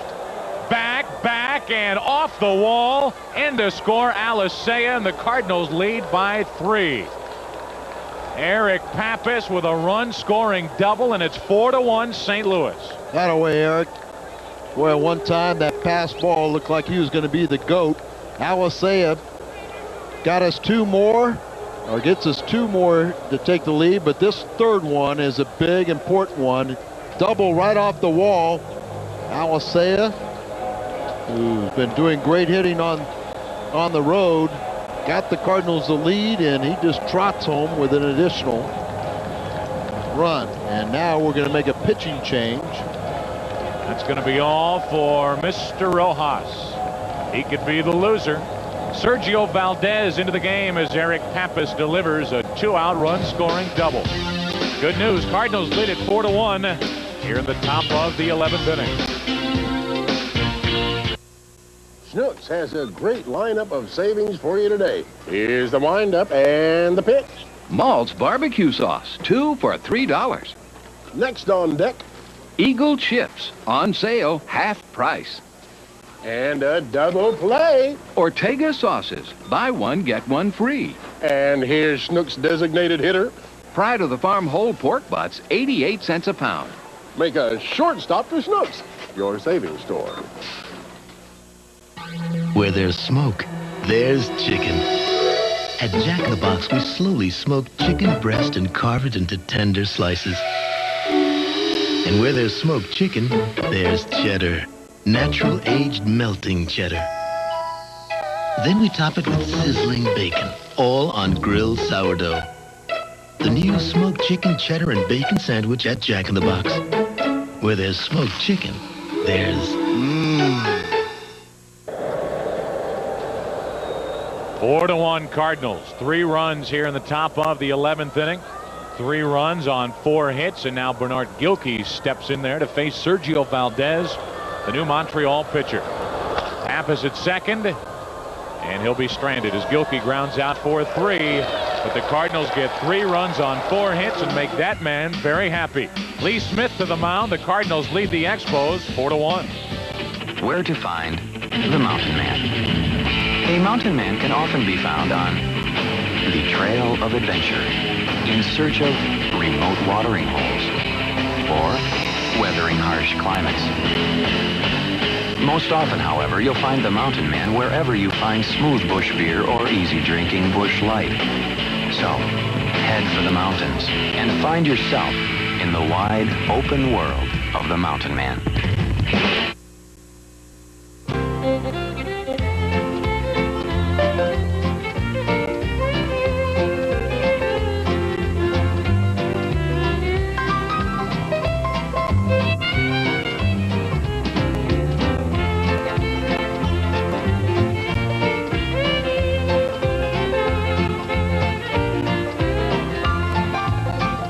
Southwest Airlines to Louisville. Just plain smart.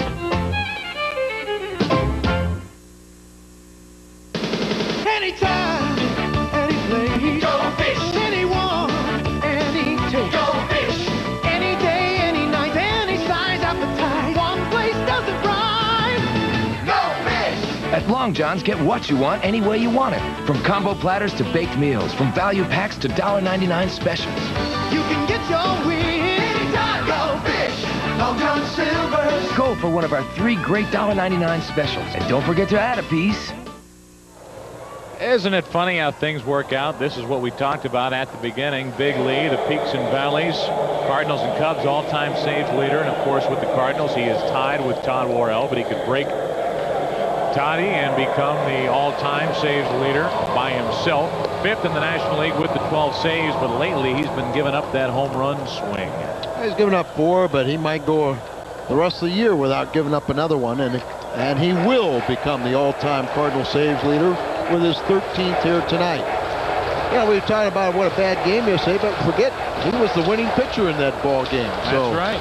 Big Lee would like to get back and forget about the wins and losses and get back on the save machine. And here in the 11th inning with a 3-run lead, and isn't it nice that Pappas delivered that 2-out RBI double for that 3rd run?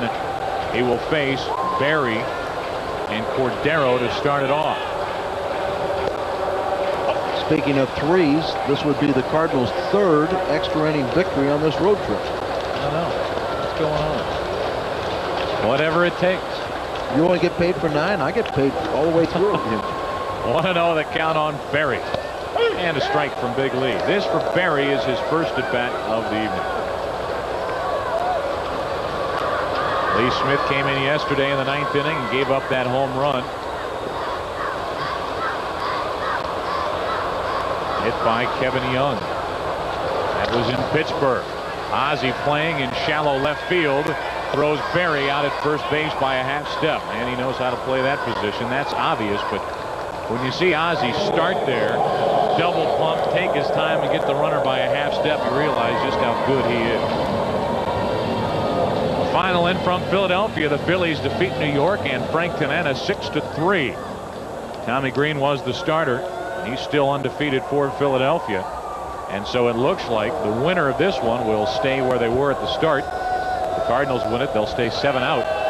Meanwhile, if the Expos lose, they'll be 6.5 games out, and the Cards will be a half game out of second place. And there's a strike to Cordero. That's what we want to do. We want to play these Expos, beat the Expos, leapfrog over them, and then we'll worry about the Philadelphia Phillies. Lee Smith facing Cordero. On deck is Tim McIntosh. And we might see him right here. Jeffries, do you have a play? No, he does not, as a fan interfered with that ball, and it's up to the umpire, his discretion, if he wants to call an out there. But the fan, I don't think the fan reached over, and if he doesn't reach over, then I think it's a fair ball, fair game. Watch Jeffries go over here, and he just comes up and... Let's say this, if that fan wasn't there, Jeffries probably makes the catch. But the fan did not interfere with the ball. He was still behind that railing, so it's just strike 2. Lee wants to strike out anyway, doesn't he? Yes. Another one. Must be Cordero's brother over there. Watch Jeffries going to climb up on the rail this time.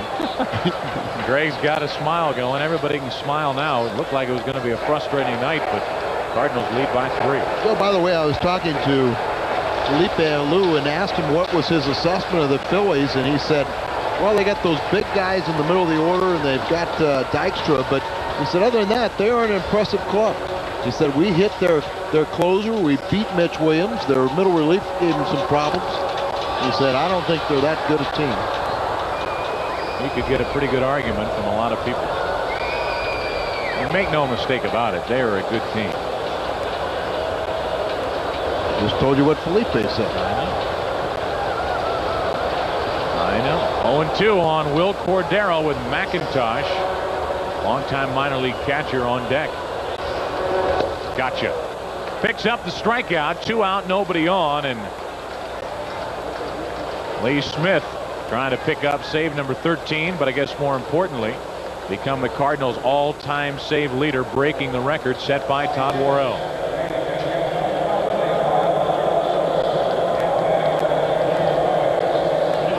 McIntosh 2 for 9, giving him that 222 batting average. McIntosh is pinch hitting here for Valdez. Sergio went a third of an inning. All zeros. He came in and got Gilkey. McIntosh, the last hope. He's been bouncing around the minor leagues for a while, and he looks at a strike. Excuse me, ball 1 high. And Felipe Alou used every one of his position players except for the injured Marquise Grissom. Makes a difference when he's not in the lineup, doesn't it? Yes. Among the league leaders in runs batted in is Marquise Grissom, but he hurt an ankle yesterday, and he's not in the game here tonight. So it's McIntosh, the only remaining catcher left available to Felipe Alou, and the second to last position player left. 2-0 the count. Into left field, and that should do it. Gilkey settles underneath it. Lee Smith is now the all-time Cardinals save leader. Congratulations, Mr. Smith, number 130, as he breaks the record previously held by Todd Worrell. And this one was a little easier to take than anything he did in Pittsburgh. Need to take a local break. In 11, the Cardinals defeat Montreal 4-1.